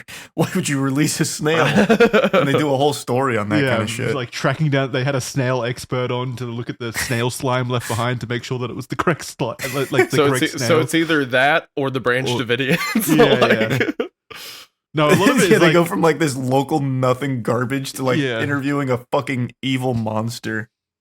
Most of like 90% of the stuff on A Current Affair is just like I said, fluff pieces or advertisements. Like they did a whole segment on how Vegemite was like changing their recipe or whatever, and it was just like 30 minutes of saying Vegemites taste so good, you should buy it. They've now come in cans where your name is on it and stuff like that. It was just an advertisement. They do a lot of stuff like that, but I mean, sometimes they go out of the way to fly all the way to America to track down just an awful person. So good on them for this one, honestly. So then, moving forward from that, guns played a significant role in the life at Mount Carmel, according to firearms dealer Henry McMahon. David Koresh had a keen interest in firearms, enjoying the process of disassembling, cleaning, and reassembling them as a tactile pleasure. Koresh primarily acquired guns as investments for resale rather than personal use. And the Branch Davidians became regular attendees at gun shows. This is what you mentioned earlier, Isaiah, where they sold a lot of firearms and related gear, including Russian AK-47s, Israeli Uzis, gas masks, ammo vests, and hunting jackets. Basically, they were just selling this massive fucking arsenal. And that's seemingly where like they made most of their money. Member Paul Fata held a federal firearms license, which he utilized to attend the gun shows and generate revenue for them, all conducted legally. Yep. It was like kind of like a gun making little hustle in the compound. Mm-hmm. Many men at the compound engaged in building, registering, and selling the rifles as a hobby. So that's where they made most of their money, right, Isaiah? That's where they made a lot of it. It was also just a hobby. All the men enjoyed firearms, it seems, from what we know. They used to have like police officers and local people from the area come out to have range days, like shoot all their cool imports and stuff like that. Mhm. I will say, so the both of those last paragraphs had a couple of important points. The mention, like, obviously David Koresh is a monster. We all agree with that. But what happened after this is a bunch of members who became displeased with Koresh. One, I forget his name, who said that he tried to take leadership of the Branch Davidians and left. He went out to say that every member of the community was engaging in child abuse in the same way Koresh was. Yeah, that's coming up. Okay, got all right. Good point. I'll shut up. Yeah, you didn't have to say that, Jackson. He was educating us. You shut him down. Basically, like, while David Koresh is an evil man, it kind of got rolled into this idea, well, everyone in there's evil, which shaped a lot of the ideas of the media going forward in the case. Also, the very important note that everything that was done with the firearms was done legally should be mentioned, because that is not what the ATF said. But Yeah. we're about to get into that. Yeah, I mean he is a monster, but it's hard to know to the scale that he, like most of these actions or whatever, extend to the group itself. I will say this. I watched a lot of when I made my video about it, I watched a lot of interviews with Koresh. I read a lot of testimonial stuff like that. I do think that there was some level of mental illness involved. Like, I do think to a degree he thought he was telling the truth. Not entirely. Obviously, I think he used it for a lot of evil actions and stuff. But I don't think it was something like Jim Jones, where he's like, I can abuse and get whatever I want out of this. I think he was insane, and I think a lot of people went along with that. But basically, the idea that we put forward eventually, when this gets where it gets, is every adult in that building needs to be killed. So, yeah. Yeah, I guess it's hard to know though, because like there has to be some level of awareness. It is hard. It is hard to know. Within the group itself, if David Koresh has like a harem called the House of David and stuff like that, and, according and the 12-year-old. Okay, just for an example though, the 12-year-old bride that had to be co-signed by her parents and stuff like that. There had to be some level of awareness. According to, like, I think his name was David Thibodeau, if I remember right. Thibodeau said that, or like, and several other members who came out of the Branch Davidians said that he, like, yes, he would sleep with a lot of the wives, but they were never underaged. And then other members said they were underage. So there's a lot of he said, she said with all of that. Regardless, the one we know to be true, without a doubt, is the 14-year-old girl he took as his bride. That was done legally because her dad signed off on it for some reason, right? Or like signed off on them going together. He did some loophole to make it legal, I remember. But like, so that alone qualifies him as a monster, right? The question is, how much did people around know about it? Because by the time he comes to the Branch Davidians and becomes their leader, that 14-year-old girl's grown up, right? You know, so it's like, oh, well, maybe then, but not now. So like, a bunch of the members claim ignorance to that stuff. Others say it happened. Who knows? But basically, the only thing I mean to say is that, like, every adult in there probably wasn't evil. Even though Koresh was, and I wonder how much of that evil was insanity. I don't know. I still don't know. I guess it's a very hard thing to prove one way or the other at this point. I think, especially with how this whole situation ended, we're not able to talk to a lot of these individuals now. So it is hard to kind of, prove how evil individuals were. All we can really say for sure at this point is David Koresh is a very evil, he's a monster, sick individual. Yeah, they should have shot that guy. Been done with it. easy, clean, all good. Yeah. All right, I can take the next section if you'd like, because we're getting into my favorite people in the world, the ATF. Yep. All right, so the ATF in Mount Carmel. Old members of the Branch Davidians who had departed the organization, who were possibly upset and resentful towards Koresh, began to tell media and the police that there were serious child abuse situations happening at Mount Carmel. The allegations were incredibly troubling and disturbing, and included the proven claims that David had a 14-year-old wife, and extended to claims that multiple group members were abusing children as young as 8 years old. An example of this is an individual by the name of Mark Brolt. Okay, yeah, I keep saying stuff right before Jackson has it typed up. We can just skip over it. If we've already talked about it, you can skip over it. It's fine. All right, yeah, he was a self-proclaimed prophet. We get the vibe, right? He claimed Koresh did things like adultery, child abuse, and gun stockpiling. So let's get a brief little conversation as to what the ATF is for those at home who are innocent. The Bureau Like me. of Alcohol, Tobacco. Aw, that's so cute. Okay. The Bureau of Alcohol, Tobacco, Firearms, and Explosives, or full name, the BATFE, is a crucial federal law enforcement agency within the United States Department of Justice, tasked with regulating and enforcing laws pertaining to alcohol, tobacco, firearms, and explosives, and arson. The ATF play a pivotal role in combating violent crime and protecting the public. In truth, its responsibilities extend beyond mere law enforcement, encompassing regulatory duties to ensure compliance with federal statutes regarding the manufacturing, sale, and possession of firearms and explosives. During the Waco Siege in 1993, the Bureau was led by Director Stephen E. Higgins. Higgins served as the director from 1983 until his retirement in 1993. At the time, the ATF was battling a PR nightmare after a horrific Ruby Ridge incident where the ATF raid resulted in the death of a mother and son. This is likely why the ATF was so eager to try to get a quick and easy victory against what they perceived as a child molesting cult leader. That was my read on the situation anyway. I'm not sure about you. I'll make the addendum that I personally don't like the ATF, and I'm not just saying that as someone who's like, oh, the government's evil or whatever. Like, the ATF was established in response to like crime waves in the 1930s, and it was put together to kind of combat everything that there were being new taxes being placed around. So like moonshine for bootleggers, stuff like that, firearm, short-barreled stuff, all that.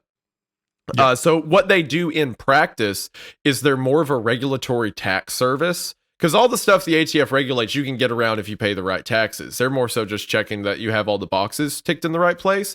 And they are hyper aggressive on issues like, obviously, as we're going to talk about, but they continue to this day. If they hear word that you may not be paying like the tax on something or dotting your I's in the right place, they'll just do a raid. They'll just kick down a door, get it going. A bunch of people like disagree with the way they do stuff. Not only that, but a lot of the times they will make jurisdiction calls when they're not supposed to. Like if there's some ruling around, like, is this firearm legal or not? It won't go through legal channels. The ATF will just make an internal decision, and that's the law now. At their discretion, yeah. That's what is usually meant by they're a common proponent of like government overreach, right? They're just kind of it's at their discretion what they choose. And no one can really challenge it, because the way the government sees it, it's like, oh, it's the ATF's job to figure that out. So however strict they want to make something, that's as strict as it's going to be. Yeah. So. Yeah, I've had a lot of really annoying experiences with them. I worked at a gun shop for a few years, and they're just that I've actually, I'll take that back. There was one ATF agent lady who was very kind. Other than that, they all hated me for like just existing. I've like I said, just bad interactions. Not a fan. Okay. Yeah. So anyway.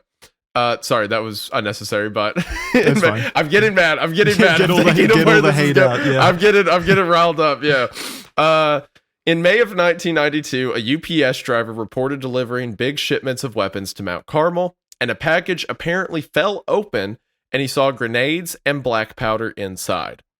ATF investigators concluded that the group was amassing an arsenal and making illegal weapons. I also want to clarify, as mentioned earlier by Jackson's writing, we know that the Branch Davidians were selling things like fake grenades at gun shows, right? That's a common thing you'll see at a gun show too. They drill out the bottom of the grenade so it can't be used, and you use them as like a prop or whatever, right? I've got one in my closet that I just use as a joke. I'll walk in a room, throw a grenade on the floor, whatever. Like what a prank. Yeah. Classic comedy.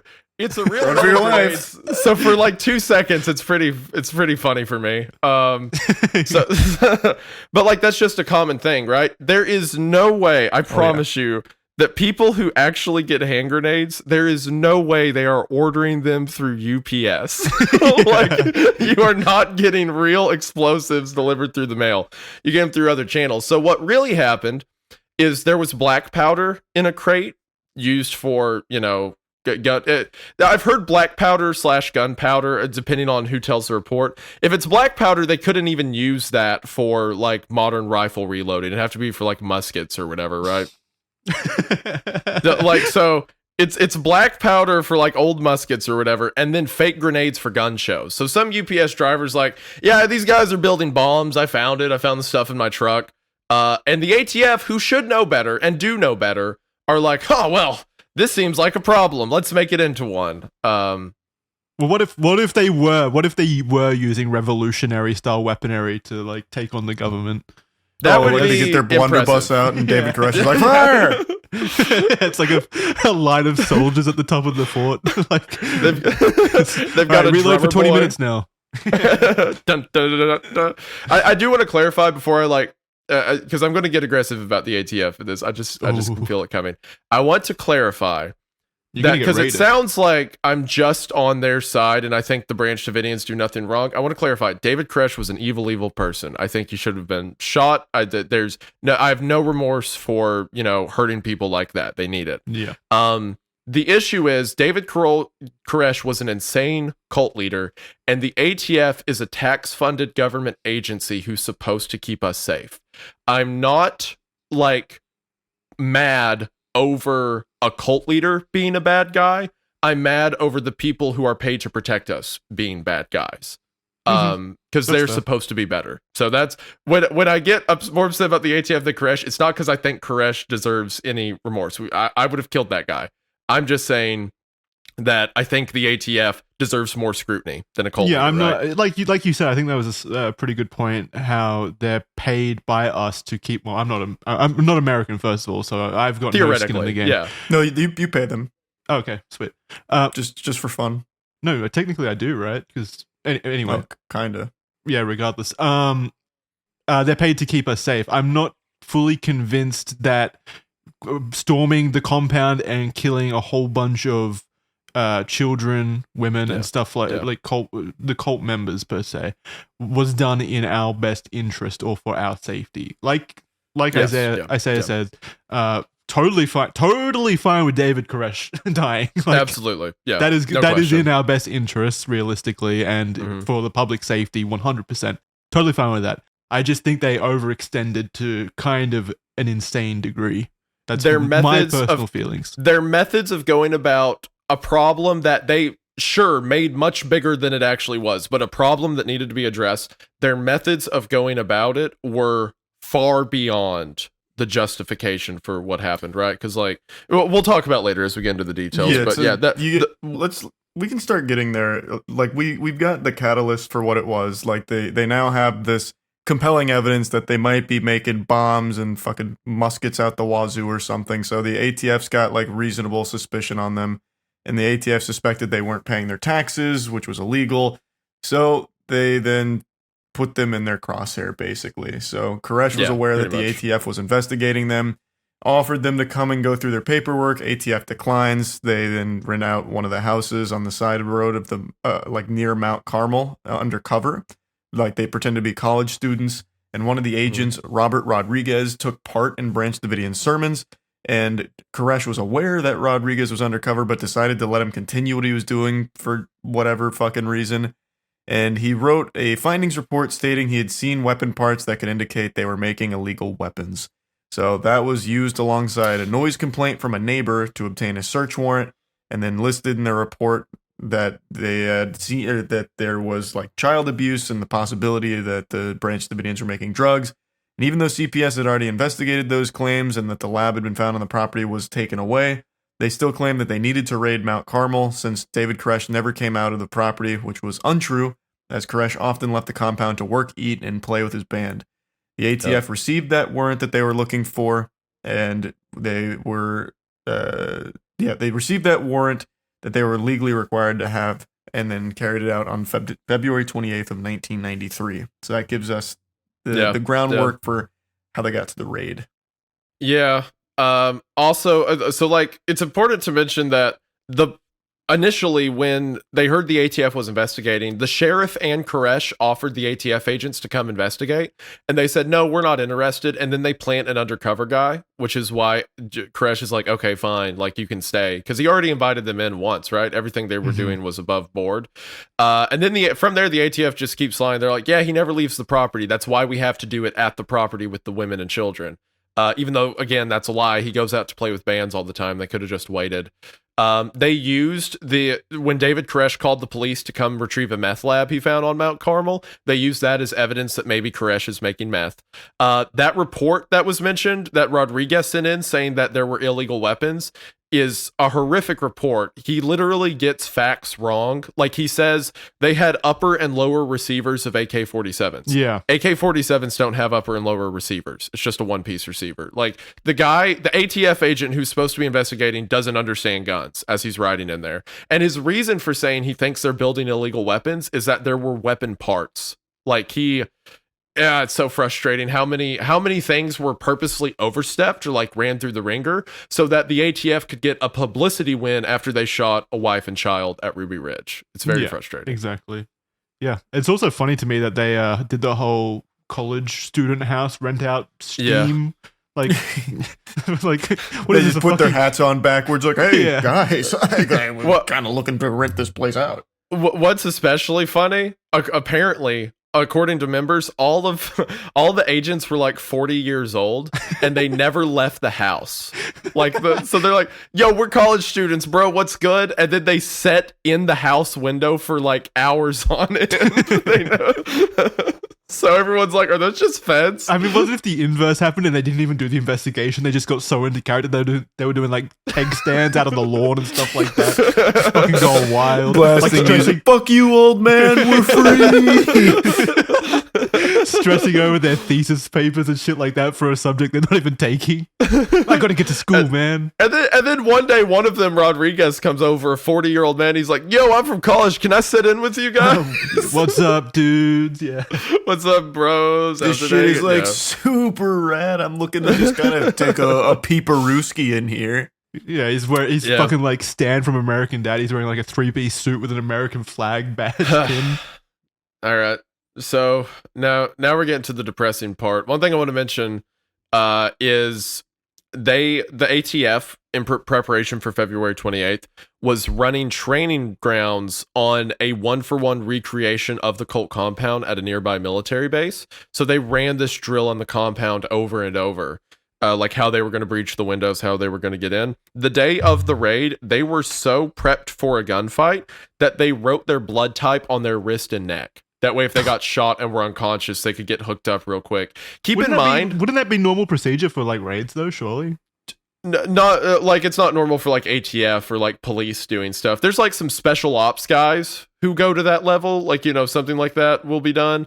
But it's not normal for ATF. Especially keep in mind, this is a warrant, right? They're not going in to be like, all right, we're gonna kill everyone in the compound. We're going to serve Koresh a warrant for his arrest. And we're also going to bring 40 ATF agents with rifles to do it. Like, okay, David Koresh left his property all the time.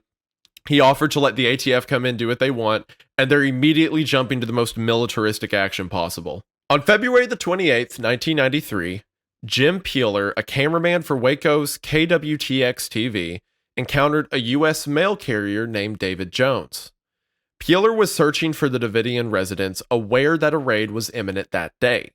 Unbeknownst to Peeler, Jones had a connection with Koresh and promptly rushed to inform him of the impending raid. Meanwhile, Robert Rodriguez, an undercover ATF agent, was present at the compound and was approached by David Koresh, who pleaded with him to call off the raid. Rodriguez attempted to relay this information to his superiors, urging them to reconsider, as Koresh had been alerted. However, his warnings were disregarded. It is reported that approximately 150 people, including women and children, were present at Mount Carmel at this time. So, you know, what that looked like, you have a cameraman who just asks a random mailman, like, do you know how to get to the compound? There's going to be a big ATF raid today. And then unbeknownst to the cameraman, or unbeknownst to the reporter, that mailman knows Koresh. So he goes and tells him, and then Koresh outs that he knows that Rodriguez is an undercover agent. And Rodriguez says that he played it down, that he was like, no, what do you mean? I don't know what you're talking about. So that was the moment that it was found out that Koresh knew who Rodriguez was the whole time. Yeah, I also found it strange that the news agency or the news media group or whatever had inside information. They knew that something was going to go down.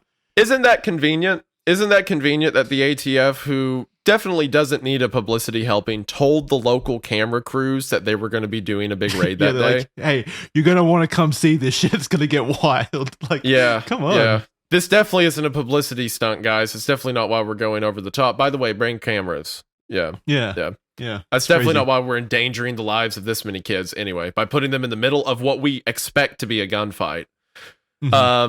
At approximately 9:45 a.m., the Bureau of Alcohol, Tobacco, and Firearms initiated an operation to execute the arrest and search warrants against Koresh. Conflicting reports have emerged regarding the origins of the gunfire. Initially, ATF agents claimed that the Davidians fired the first shots. However, this narrative has since evolved. Two main theories have surfaced regarding the initial gunfire. Some suggest that an agent fired after spotting a Davidian in a window armed with a gun. Alternatively, it's proposed that an agent shot a dog belonging to the Branch Davidians, triggering a rapid exchange of gunfire. So, they pull up to the compound. Koresh steps out front with his hands above his head and says, "There's women and children in here." And then someone shoots. For years, the ATF and every agent that was there said that the Branch Davidians shot first. And then in recent years, they're like, actually, that was a lie. We shot first. Apparently, the Davidians had two like big huskies that ran out towards an agent. An agent just guns down the dogs, and then everyone opens fire. All the other agents start shooting just because they were like skittish and heard a gunshot. Yeah. So that's what likely triggered it. David Koresh was positioned outside the front door with his hands raised when the gunfire erupted. He sustained injuries to his stomach and hand before retreating inside and closing the door behind him. Evidence suggests that the ATF fired at the door, as multiple bullet holes were found. The disappearance of this front door raises suspicion, especially since the left door remained intact and held as evidence.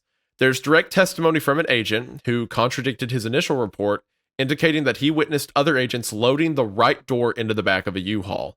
The door holds a lot of significance because David Koresh was only outside for like a second and a half when the gunshots were going.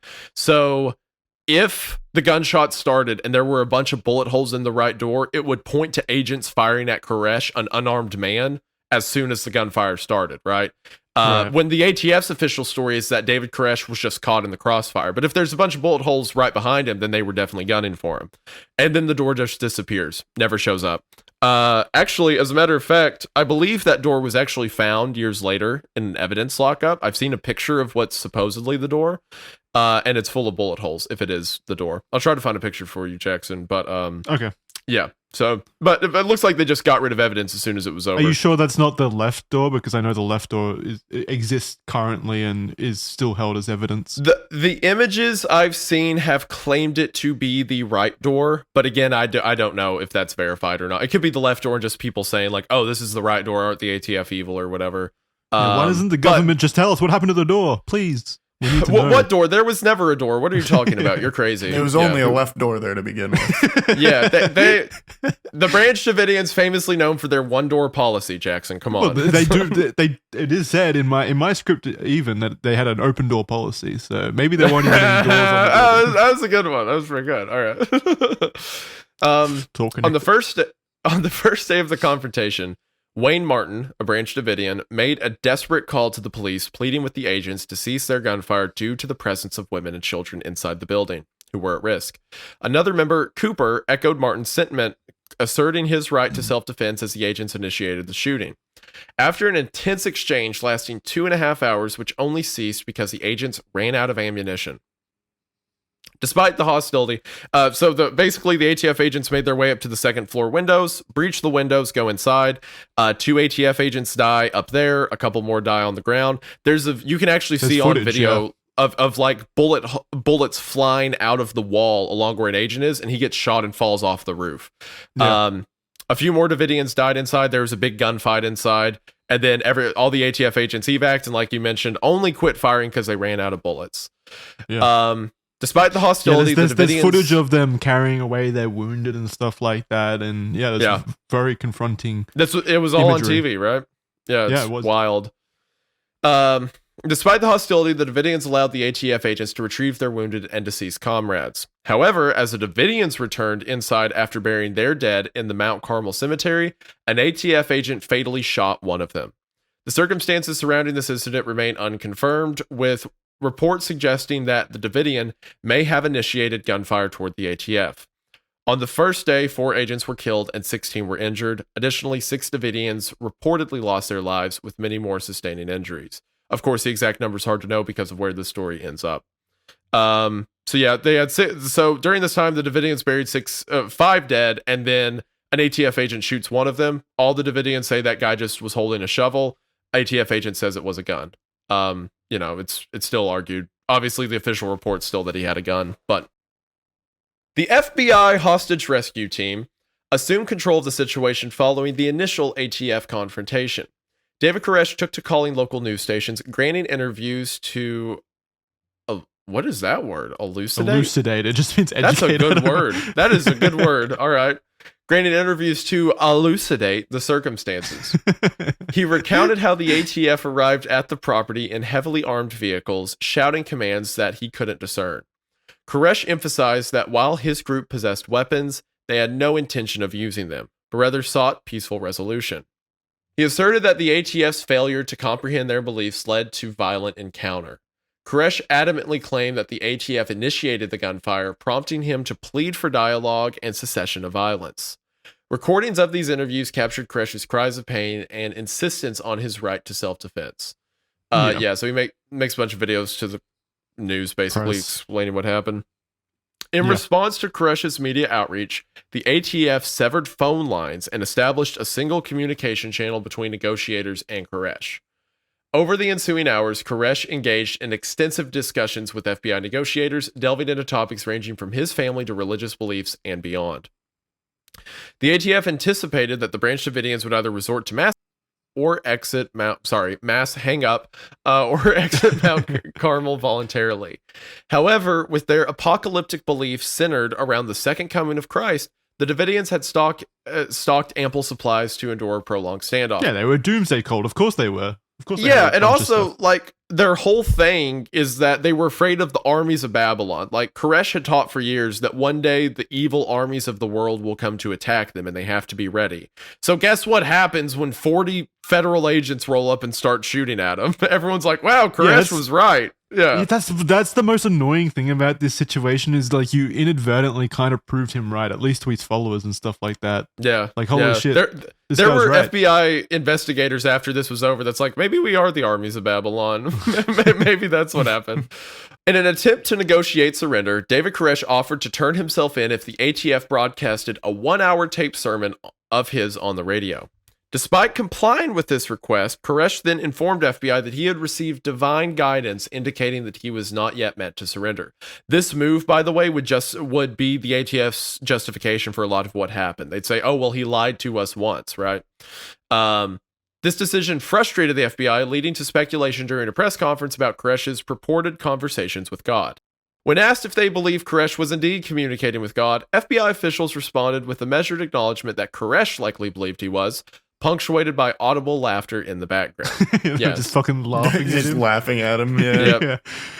I've seen that video. Everyone's like, ha, this stupid little cult people. Ha, yeah, but he does believe in it. What a fucking loser. Yeah, which Koresh, very true, very accurate. The children in the building. Not so, yeah. It was very clear that they had dehumanized every single individual in the building at this point. Yeah, they kept saying, like, oh, because of Jonestown, they kept being like, oh, everyone's gonna do it. They're all gonna drink the Kool-Aid any second now, like, or they're all gonna go out in a blaze of glory. There was no middle ground to them. I do want to say though, because they accepted the offer to tape or show his 1-hour tape sermon on the radio, I do think there was at least some effort from the FBI.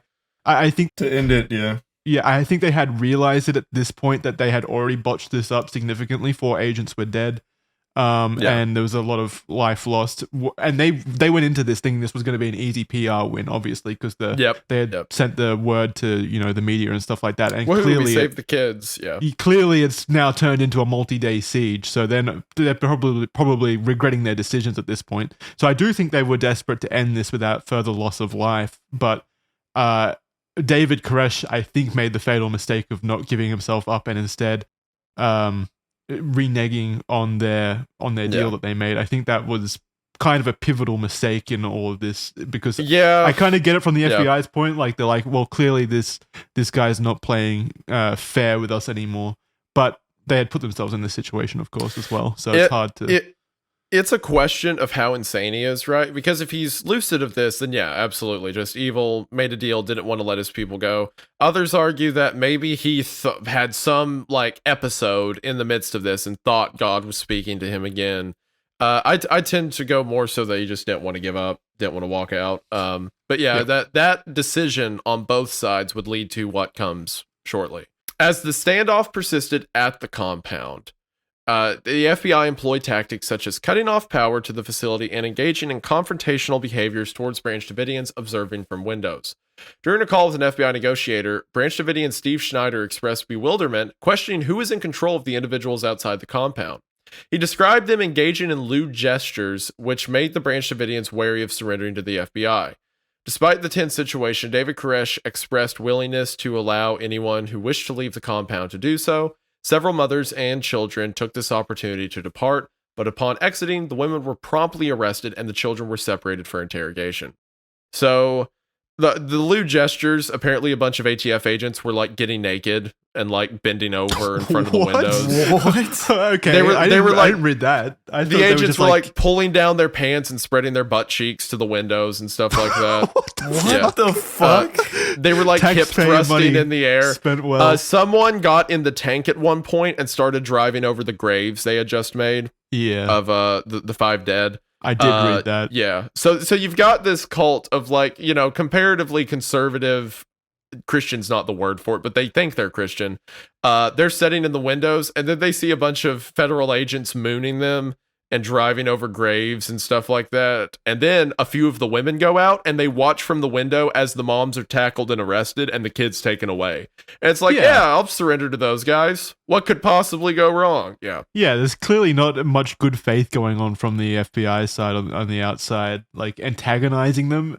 Like, if you're that much of a believer and you look out and you believe that you're seeing the forces of the devil or forces of Satan and stuff, and then they bend over and spread their butt cheeks at you, I kind of get it. I kind of get why you'd be apprehensive about going out there. One of the most annoying things is there's a call between that call between Schneider and the FBI negotiator. He's on the phone and he's like, "There's guys out here, you know, showing their rear ends to the women and stuff like that."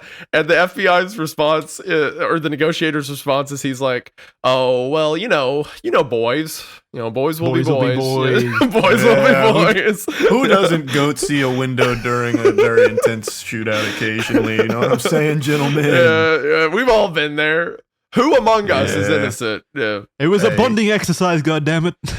We pop open the Budweiser and start looking at butt. That's what I'm saying. That's all I'm getting at. It's sounding more and more like these were actual college students. Like they weren't undercover. It's just a force of college students. So on the 9th day of the standoff, David sought to provide the public with insight into the beliefs and values of the Branch Davidians. The FBI facilitated this by sending a video camera into Mount Carmel. In the recorded footage, David vehemently criticizes the ATF's actions, denouncing their intrusion into their home as un-American.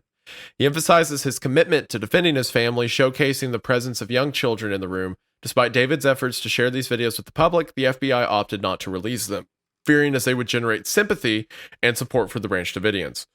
I've seen the whole tape. It's David. I think I put the whole tape in my video, but it's David setting up there with a bunch of kids. And he's like, you know, you come at me, I'll meet you at the door any day, which is like, it's the kind of speak a bunch of like, you know, quote unquote, red-blooded Americans would get behind. So the ATF saw that and were like, we're not going to post that. Yeah, it's a call to arms, basically. Pretty much. As the siege dragged on, both sides felt increasingly trapped, with no sign of progress after a week and a half. While negotiators attempted to engage David Koresh and other Branch Davidian members in dialogue, the HRT hostage rescue team applied pressure to expedite the situation. The HRT resorted to aggressive tactics, including running takes over Branch Davidian vehicles, which resulted in the crushing of bodies previously slain. Additionally, they illuminated the building with spotlights throughout the night and blasted disturbing noises such as recordings of rabbits being murdered over loudspeakers. So just fucking lunatics. They think this cult is like an insane group of people who are going to go crazy any minute, and their response is to point spotlights in their windows and play dolphin noises all night. Run over the fucking corpses of their friends and fellow cult members over in their tanks. This will calm it down. Yeah. Like This is the hostage rescue team, by the way. Yes. Also, I want to for those.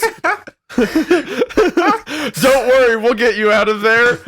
We're working on it, everybody. Check this out. I'm putting a firecracker up this corpse's butt. And like the thing about rabbits being murdered's no joke. The audio is like horses neighing and dolphin noises and car crash sounds. Yeah, like at maximum volume. It's insane.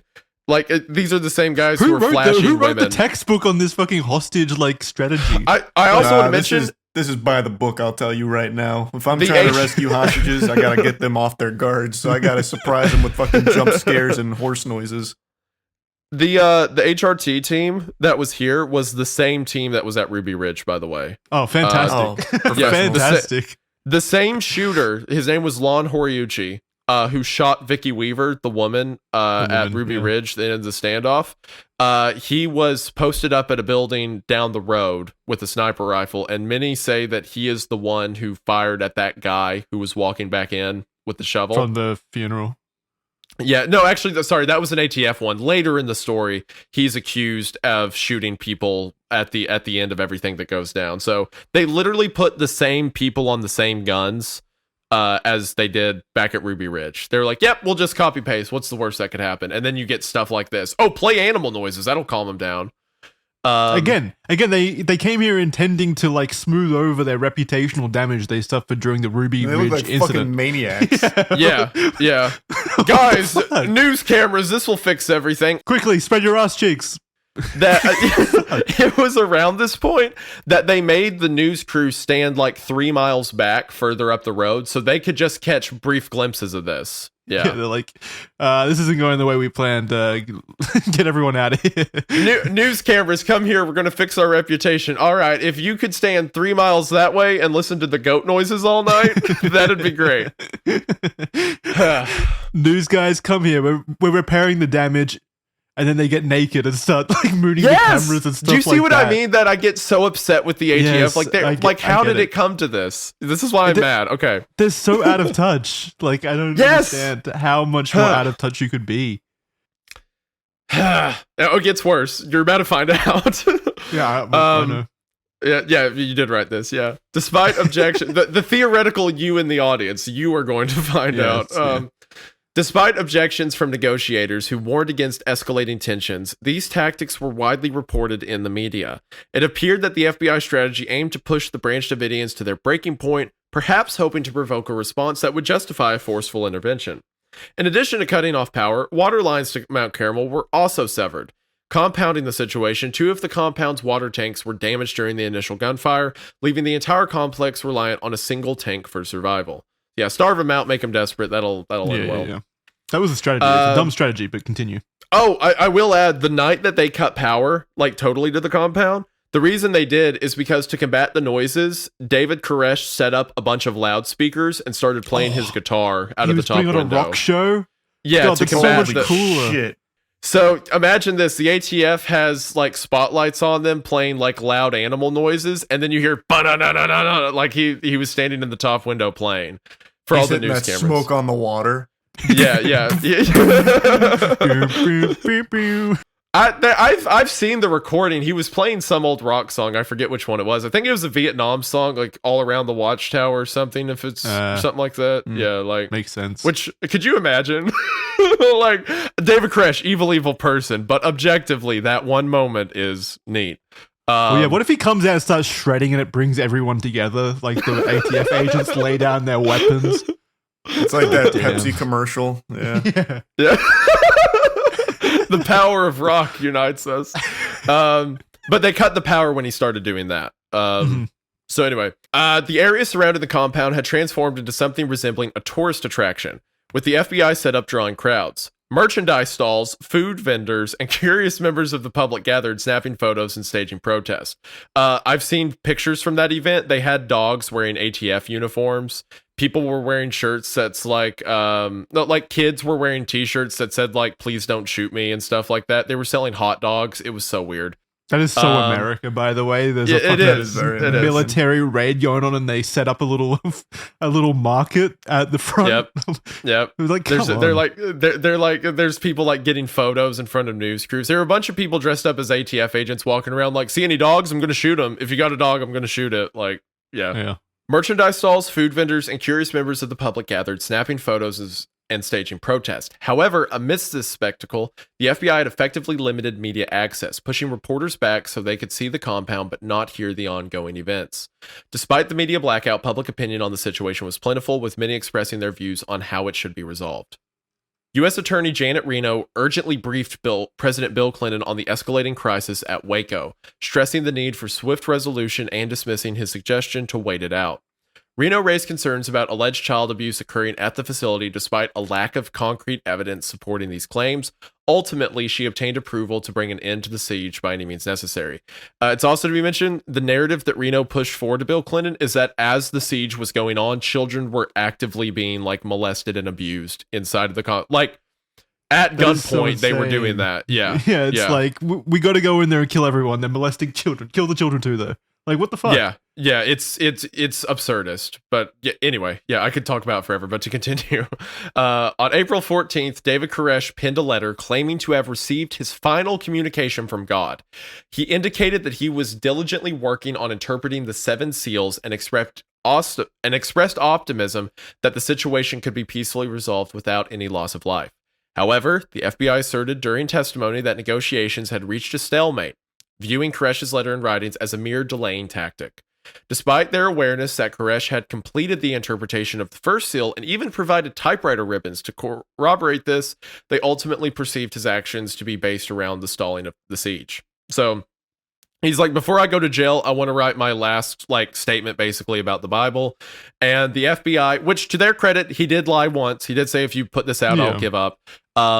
But he started sending out pieces of the manuscript saying, when this manuscript's done, I'll come out. But the FBI said they don't believe him, which led to the events that follow. With a sense of urgency to conclude the now 51-day standoff, on April the 19th at 5:59 a.m., the FBI contacted the Davidians to notify them that an imminent tear gas assault, issuing a final warning. By 6:02, 2 FBI tanks forcefully rammed into the compound, deploying gas through spray nozzles into the building.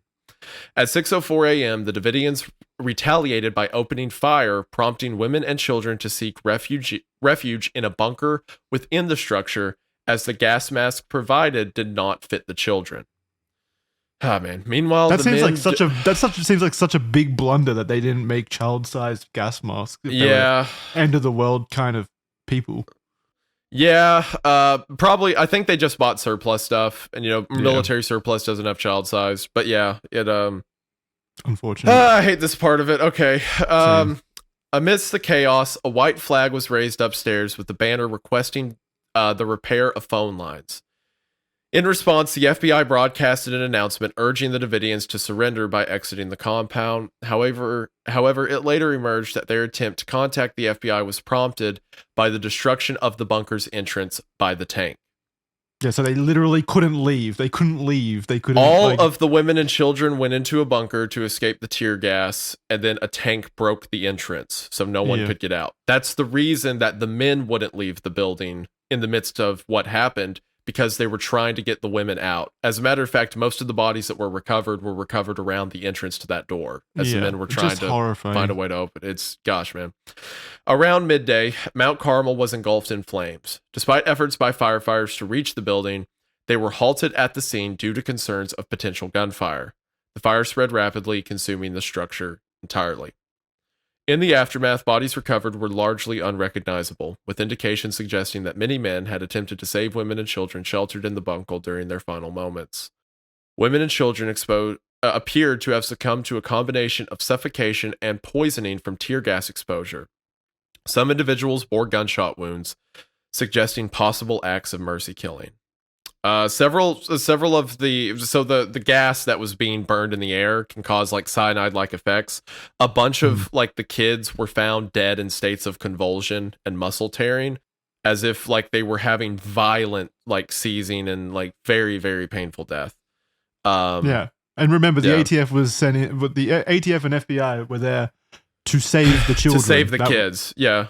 Yes. Save the kids resulted in every one of them dying. Yeah. Right before this happened, I think 8 people left the building, but other than that, everyone who was inside, well, other than the 9, but all the kids who were inside that bunker didn't make it. Gosh, it's evil. Also, if Koresh, we're going to get to that. Sorry. Only 9 Branch Davidians managed to escape the fire, emerging as the final survivors of the siege. Among them, they carried fragments of David Koresh's unfinished transcript, a project he had been diligently working on. Koresh himself was discovered with a bullet wound, possibly inflicted by his assistant, Steve Schneider, who subsequently took his own life afterwards. And how do you think the ATF fucking how do you think the ATF and the FBI followed up with this just fucking awful situation where so many children, women died at their hands? Like how do you think they took this moment? So if you watch like the Netflix series Waco, it ends with the ATF crying like, "What have I done? Oh, the humanity," type thing. This is how they actually responded. A total of 82 individuals perished in the blaze, including 23 children. Following the devastation, as the Davidians' flag fell to the ground, the ATF raised their own flag on the flagpole, a symbolic gesture of military triumph. Aware of the global scrutiny, this act signified the conclusion of the battle, declaring victory for the authorities. Additionally, ATF agents posed triumphantly amidst the debris of the burned building, even as the bodies of the deceased still lay amidst the ruins. Actually infuriating. There's pictures of the flagpole with like the US flag and the ATF, flag and stuff like that, hoisted up on it with people like among the wreckage and stuff like that. Just sickening. The snipers took pictures with their rifles over their backs in front of corpses. Like as if this is some mighty military raid and not 23 kids that just died in a fire.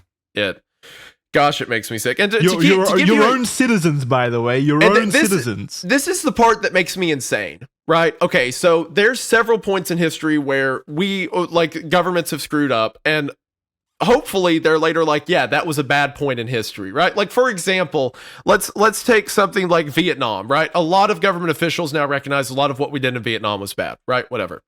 To this day, the official report is that everything that went down at Waco was the heroic ATF slaughtering child molesters.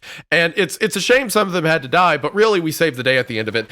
One of the guys who posed in a picture there last year was up for being elected as head of the ATF. He was put forward by, I believe the Biden administration to be the head of the ATF. They still view all the agents who were there as heroes. In the press, in the news, they said that everything they did was justified. It's debated if the Branch Davidians ever even fired back at ATF agents, because the ATF, as soon as there was no evidence of gunshots being fired. There is some aerial footage that indicates maybe the ATF fired inside of the building. As soon as fire trucks showed up, they were like, no, they've got guns. You can't go in there. So they just let the building burn. Not only that, but like Lon Horyushi, the sniper I mentioned earlier, he was accused of firing at the people who were running out of the building trying to get away. And then immediately after Waco, he rebarreled his rifle so that no forensics could be performed. It is so frustrating how they all got away with it. And to this day, they're viewed as heroes. Every year, the ATF posts a remembrance post on the anniversary of Waco in dedication to the 4 brave agents who gave their lives fighting this evil cult. And every year they get clowned in the comments, rightfully so. But it infuriates me that it's still seen as a triumph, as a military conquest, when it was just people dying. It was a lot of people dying. That is actually fucking insane. I didn't know that they still celebrated it. I thought they were embarrassed by it as well because of how tragic it was and how horribly it was handled. I didn't know even today that it was viewed positively by they should be embarrassed of it, right? It was clearly that'd be one of the most shameful things. Yeah, it's a complete failure by every measurable metric. You killed 23 children of your own country, your own fellow citizens, in a failed attempt to save them. Like in the most excruciating way possible, by the way, probably like in a fire wreckage of your own making. You burned women and children alive, and it's still a good thing. It's still looked back on as, we made the right call there. Good job, boys. And you immediately celebrate by raising your own flag and stuff like that, instead of taking an honest moment of introspection to realize what you had done. There's no level of, I hate we had to do this. I hate that it came down to this. It's just good job. We did government it. Yeah. fuck yeah. Like that kind of mood. Come on. They just start fist bumping. Let's go, boys. And then we'll do it again, too. And every, like, media whenever, like, for example, like, when you hear stuff talked about Ted Kaczynski, because Janet Reno was a part of that, too. Every time that they mention, like, Waco or whatever in media, they always have the FBI or ATF be like, yeah, that was a real tragic moment. I hate that had to happen. No, that's not what they talk about at all. It's still seen as, like, one of our wins. We did a good one there. Ruby Ridge, not so much, but we got him this time. This is our win. And the final insult to this whole thing, the FBI later released public statements that they believed the Davidians that set the fires themselves as a mass unaliving. So it wasn't enough to have put them in this situation. It wasn't enough to crash tanks through their building and spray flammable gas into the building and stuff like that. They had to come out later and say, well, actually the Davidians did it themselves. Ridiculous. Yeah, also for 4 years, several FBI agents, ATF agents would make statements in court in front of juries and say that they saw the individuals within the compound igniting the fire themselves. They saw them doing it. And that actually the gas they deployed inside of the building isn't flammable when it turns out it is flammable. They lied on the stand for a decade, and then they're like, actually, we made that up. We don't know how the fire started. But potentially pumping a building full of tear gas and then running a tank through it might cause something to spark. Yes. Yeah. No, that's an unproven science that we can't possibly hope to understand. Yeah, those crazy cultists must have done it themselves. Isn't it like kind of a conflict of interest that the government is investigating itself in the first situation? Like, how do you know that they're being completely honest? I feel insane. People are like, oh, well, they investigated it. The ATF, like, thank you. That clears up everything for me. Yeah. Also, the people fucking spreading their ass cheeks at children through the windows are the ones investigating if they did it right. Come on. Another important thing to note is they all, Janet Reno and everyone claimed for years that on the day of the fire, they never used any kind of incendiary or explosive device at all. And then in the wreckage, they found grenade launcher shells and stuff like that, or like they found ammo casings and stuff. And the ATF was like, huh, that's weird. Anyway, like they just talk over it. Crazy cultists must have been eating grenades or something in there. Jesus Christ, weirdos. Also, to drive the nail home, I found the ATF's tweet from the anniversary of Waco where they post pictures of the 4 dead agents and say, on this day 26 years ago, 4 ATF agents were killed in the line of duty in a mission outside of Waco, Texas. We honor all the special agents present that day who persisted in the face of danger. Their bravery and brotherhood continues to unite our organization. I'm not happy that the ATF agent. Well, I'm not happy that they died or anything like crazy. I'm not happy they died either. Well, I'm not obviously either, not. to be clear. Yeah. I just want to make that clear. As organizational, like, decision making, the idea that everything that happened here is still an honorable line of duty instead of mistakes, something we should learn something we should work our way back from. Gosh, it eats me up. Are you mad too now, Jackson? Are you successfully upset? Okay. Yeah, right, I'm furious. That's such a ridiculous outcome to a situation that they had themselves created. And like, again, to clarify, David Koresh is evil. This is his fault. But the solution to saving 23 kids is not to kill them. Like, call me crazy. I feel crazy, but like, just at a utilitarian angle, what did we actually accomplish here? Well, the kids can't get molested anymore. Yep. They put an end to the child abuse by taking away the children. Like, it's just such a failure. Another one for the books, boys. It's not something that should be celebrated or remembered fondly by the ATF or anything of that caliber. It is an enormous government failure, and it should be remembered as such. Because even if they went in with good intentions, or if they acted with good intentions, at the end of the day, the outcome is this terrible, terrible loss of life from both sides. Nothing was gained. Nothing was gained. It was an enormous waste of life. And it's just shocking. Yeah. Terrible. Unfortunately, I've got to depart before the final conclusion, so I'll get my hot take out there. It's a bit brave. I think it was bad. I think what happened is a bad thing. I'll say it. I'm pretty sure you started the episode by saying that, by the way. So 2.5 hours, nothing's changed. My mind hasn't been changed. It's still bad. now he thinks it is extra bad, really bad, even perhaps badly. One might say. No, Charlie has to depart. He's got a thing on now, so sadly we didn't get to squeeze the entire episode in that time frame. So he's going to leave now. Thanks for joining us, though, Charlie. We'll see you next time. Thanks. Bye. Talk to you later, man. Bye.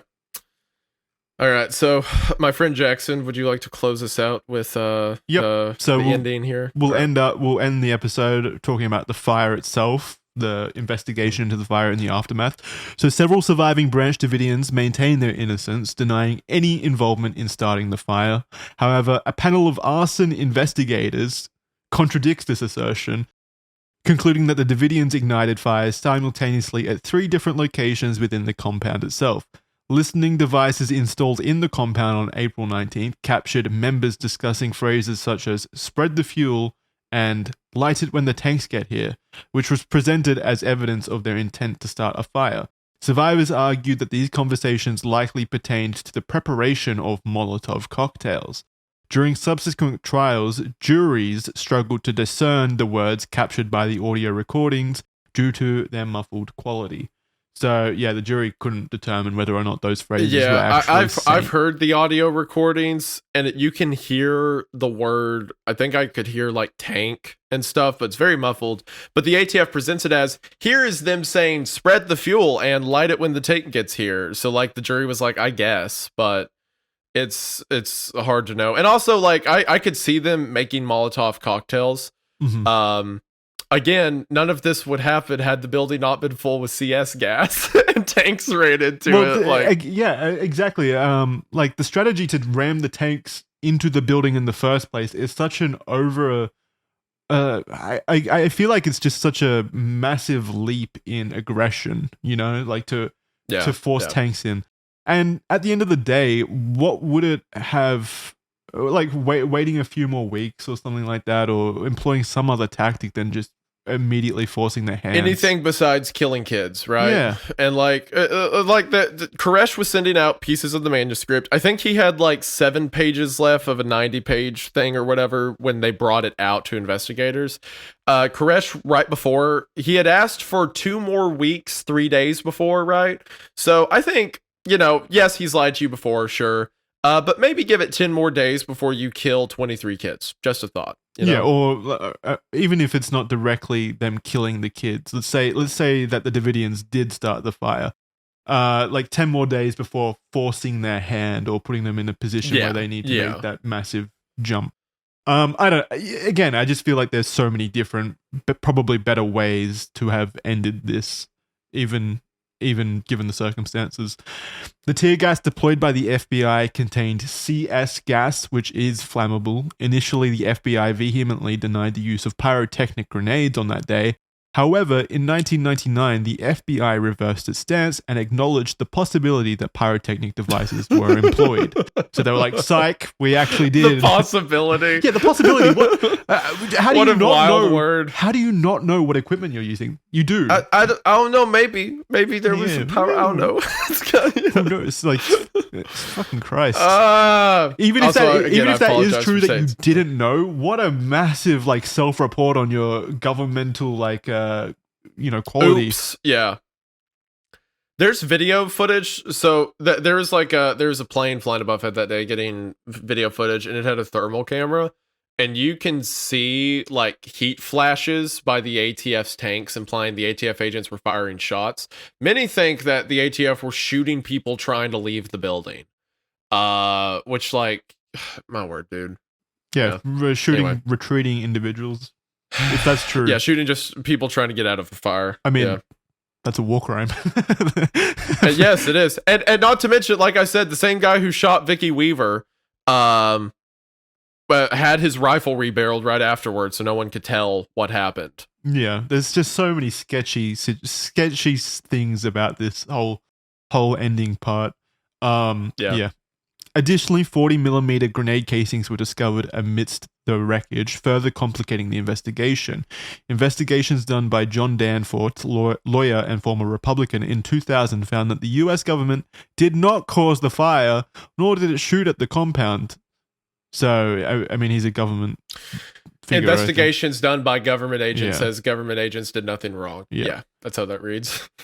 Even with these findings, some people are skeptical, including us, and view the siege as a government abuse of authority, which I think that's pretty obvious. It is, regardless. And like, people try to make Waco a political thing all the time. They're like, oh, they had guns, so just right-wing people like them or whatever. I don't know how anyone from any part of the political spectrum could look at this and be like, well done, boys. good job. We did it, Patrick. We saved the city. Like, yeah. I think I summed it up pretty succinctly before. Even if they did have good intentions, the outcome itself is just so embarrassing. Yeah. So horrible. Yeah. Questions swirled around the government's handling of the tragedy that happened at Mount Carmel. There were over 80 casualties from the raid, including women and children. So 80 people died for this fucking shit. Man. Ridiculous. There was blame on both sides for the events that unfolded. I think that's fair to say. Well, at least there's blame on David Koresh's side and the government body's side. And after there were multiple investigations conducted in order to try and uncover details about the raid, standoff, and final assault on the compound by law enforcement, U.S. General Attorney Reno, who is a recurring figure, later expressed regret for authorizing the raid. Or at least she's expressing regret, I guess. So the way she phrases it every time I've seen is she's like, we should have done something different. You don't say. Yeah. It's never an admittance of like, we messed up. It's always like, we could have employed better tactics to make it different. And like, I've heard some people say after she left office that she expressed it, but I don't know, man. Like Reno did that stuff a couple times because like immediately after this was over, her and Clinton were like heading forward the assault weapons ban and using Waco as an example to push their political agenda. Like, you can't capitalize off of something for years afterwards and then be remorseful after you've got your way from it. Like, yeah, that's fair. Maybe she later expressed regret. Maybe she wanted more bombs. Maybe she wanted like a tactical airstrike on the compound. Maybe they didn't blow it up enough. 9 survivors. We can do better next time. She's like, it took 50 days for it to happen. I wanted it done in the first week. Byron Sage, the lead FBI negotiator during the siege, said, the biggest problem we had was internal. You don't say. Really? Yeah, we brought it on ourselves. We created a crisis within a crisis. I mean, something funny. A funny note I heard is a cult psychologist. He went on to do interviews for like documentaries about Waco and stuff. He was called to the site to do psychology about the people inside. Like, why are they crazy? What do they need to do? And he said, shortly after arriving, I realized the real cult I should be analyzing was the HRT. Yeah. He said that immediately he was like, these guys are way too gung-ho. They want something to go down quick. So the cult psychologist began trying to talk down the FBI. Oh, yeah. Well, I could absolutely see that. It definitely seems like a team of people who are very cultish in nature, especially in that. And you know what I mean, man? Like, these are people that are supposed to have our best interest at heart. You know, they're supposed to make things go better. They're supposed to save those kids, right? And their solutions, like, we got to make this into a publicity stunt. We got to, make it look good for the cameras and like something bombastic. And it's so depressing. So depressing. So obviously there was significant public outcry and demand for accountability from people, still to this day. This led to a series of congressional hearings aimed at scrutinizing the actions and decisions of the ATF and the FBI during the siege. The hearings revealed a series of tactical mistakes, miscommunications, and underestimations of the Branch Davidians' resolve. Critics argued that the agencies had acted too aggressively and had failed to exhaust all options for a peaceful resolution. However, the official reports largely defended the actions of the federal agencies, citing the illegal weapons and the potential for mass unaliving within the compound as justification for their approach, which is, again, we're fearful that they might all unalive themselves, so let's beat them to the punch and kill them instead. Like, it doesn't hold up to scrutiny. No criminal charges were brought against the federal agents involved, and indeed, probably no internal, no internal punishments at all, or discipline, anything like that. Yeah. Like, again, you said there were figures from the Ruby Ridge incident active at Waco itself. The HRT team, they were there. Yeah, they clearly did not care about punishing their own individuals, and that's probably what led to led to them mooning and doing such, let's say, unprofessional actions during this raid. Like, just a crazy situation. And I totally It's understand absolutely how you could be, how you as an American citizen are able to be so mad about this situation. Because if this happened in Australia from an Australian governmental body, I would be beyond furious. There would be a ridiculous use of taxpayer money. And you know what, man? Like, if the government now was like, we're sorry, you know, that was a mistake. It was clear bad, but it's the fact that it's still to this day like so ingrained. A victory. It's so frustrating to be like, okay, I get it. Okay, I see where you're at. That's how you want to be treated. That is how I think of you now. That's what you're like. It just, man, it makes me upset. Yeah, you're familiar with the Oklahoma City bombing, right? Like briefly, not massively. Basically, Timothy McVeigh blew up the ATF headquarters in Oklahoma City. And it was in 1995. It was 2 years after this, or like a year and a half after this. And he cited Waco and Ruby Ridge as being his reasons. Timothy McVeigh used to sit outside of court hearings for like Lon Horiuchi, and he was selling bumper stickers with the guy's home address on it. So a lot of hatred across the country for the ATF. There was a lot of hatred, and like with the OKC bombing, like this event was used in people's minds to justify even more evil and violence, and awful. It's just, gosh, it just keeps creating problems, both in like trust of government, both on more evil actions. The annoying part of it is like these are taxpayer funded organizations, agencies. They should be working in the interest of your citizens. The most frustrating part for me is that they are entirely creating their own problems here.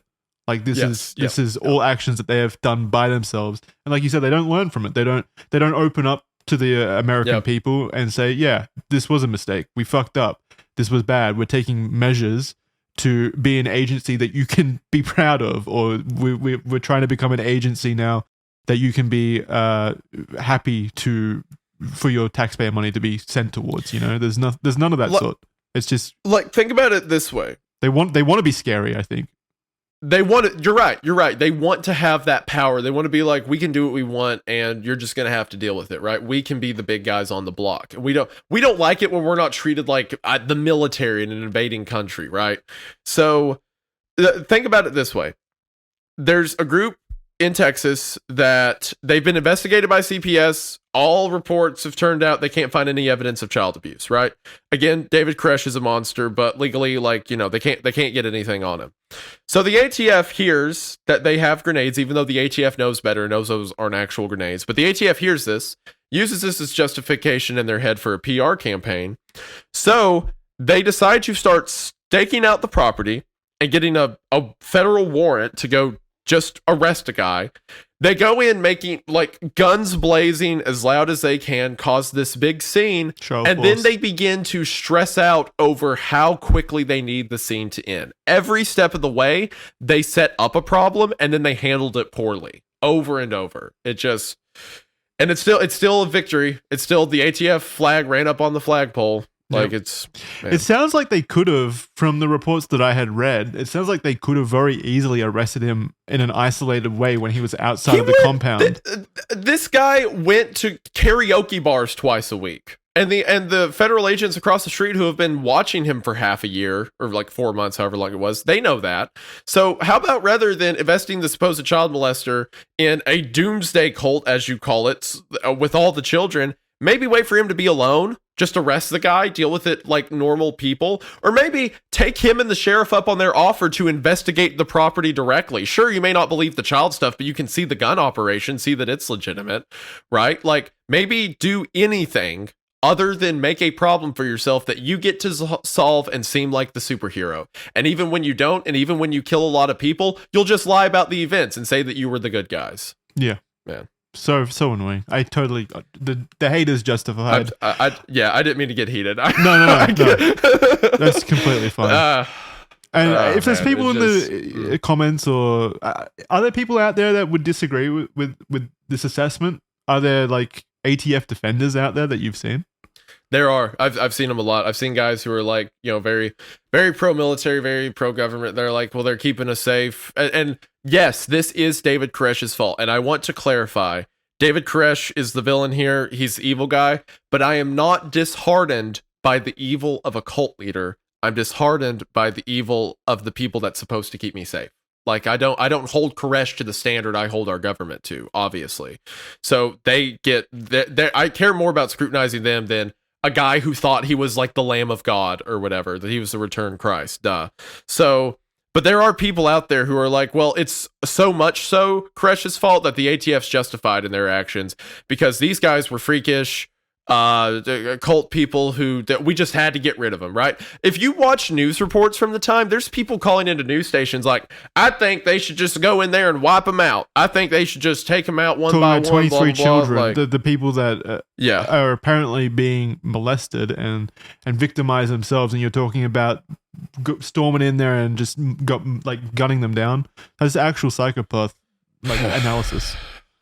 It's interesting how like people reacted to it too, because it was kind of like an early, kind of proof of concept of what the internet would become. People get to watch things through a screen and say whatever they want about it, and it never affects them, right? There were people calling into news stations saying that they want the ATF to just blow the building up, stuff like that, which they did. They took the advice, I guess. But like it's so tragic that this is still acceptable operations, and like, sure, I can't think of anything as large scale as this that has happened, but I mean, like, look at the news, man. There's always some story about like some raid that turned out they didn't really need to do the raid, and then people died and stuff like that. It really does break my heart. Yeah. We're supposed to be better than that, we're supposed to mean something. Your government institutions should be held to a much higher standard than a cult leader. You should be actively scrutinizing them for their mistakes, because how are they meant to get better? I mean, it doesn't sound like they're taking the scrutinization to much effect, really, but still, you should be able to scrutinize them for their mistakes. And I don't see how this is anything other than an enormous mistake, an enormous blunder. And I'm sure you can rationalize it in any other way, like it had to happen, or they were forced to, or pressured to. But there has to, with all the money that the ATF has, all the resources that the federal government has, there had to be a better way that minimized the amount of loss that was suffered during this situation. This can't be the best outcome. This can't have been the best outcome. There was one interview I watched. He was a lawyer who was trying to, I don't think he was Koresh's lawyer. I think he was trying to get in contact with Koresh to be like legal representative. Anyway, during the siege, he gets Koresh's mother and he drives her out to the compound.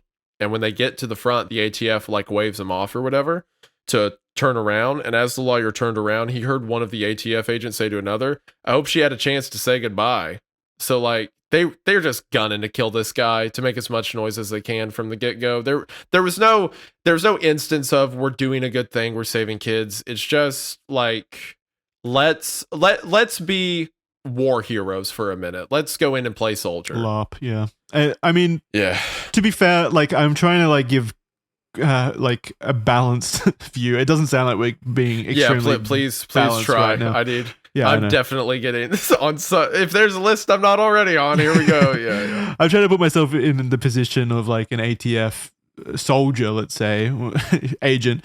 And if I knew that the guy in there was like this monster that David Koresh was, where he was, I get wanting to kill Koresh. Yeah, absolutely. So if they're like, oh, I hope she had time to say goodbye to this child molesting fucking, you know what? Monster. That's a good point. Yeah, that guy in there's. You're right. That guy in there's a pedo. Let's whack him. I'm down for that. Do it after. Yeah. It just more so to me indicates that like violence was always the objective. Yeah. Which again, with Koresh, totally fine. But as we found out, it was not just Koresh. It was not targeted, anywhere, right? Yeah. And again, all of this widespread. is David Koresh's fault. He's the one who didn't come out. He's the one who started this in the first place. He's the one that took a 14-year-old bride, right? He's the one that kind of built this into this cult of personality where exactly they were in this position in the first place. It absolutely lies at David Koresh's feet. He is a monster. Think about it this way. A lot of women and children left But David Koresh had such a hold on so many people that when the ATF said you can come out if you want, so many people stayed behind because they just wanted to stay with Koresh. Like, absolutely evil animal, and this is his fault. But the level that it was reached should not be reached by people who are supposed to be the good guys. Yep, 100%. I think, yeah, it's hard to give like a very balanced approach here, given what our beliefs are or what we the conclusions that we come to. But I think it is important to really hammer home that there are no good guys here. There are no winners at the end of the day. This is an awful situation, a horrible situation that should have never happened through multiple avenues of actions taken by different individuals. Something just tragic and calamitous happened that it's just such a sad situation. So sad. Yeah, it's really tragic that the amount of people that died did tragically die. So not a fan of David Koresh and not a fan of the actions. I think that's just as best as we can sum it up. Controversial take. David Koresh, don't like him. Yeah, not a fan. Not a fan. Yep. Man, Jackson really laying down the hot ones today. This wouldn't have happened under George Roden. That's what I'm saying. You know what? That guy who axed that member to death, that was just one kill. Let's get him back. Let's get him back in the raids. Really, if we're going to trace it all the way back, this is all based...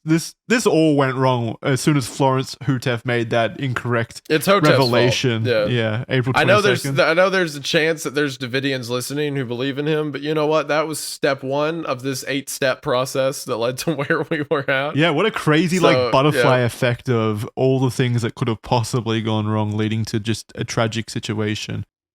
But that's Waco. I hope everyone in the audience... Yeah, we have a great day now.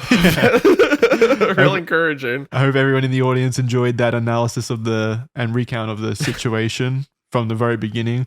Do you have any final thoughts before we wrap this one up?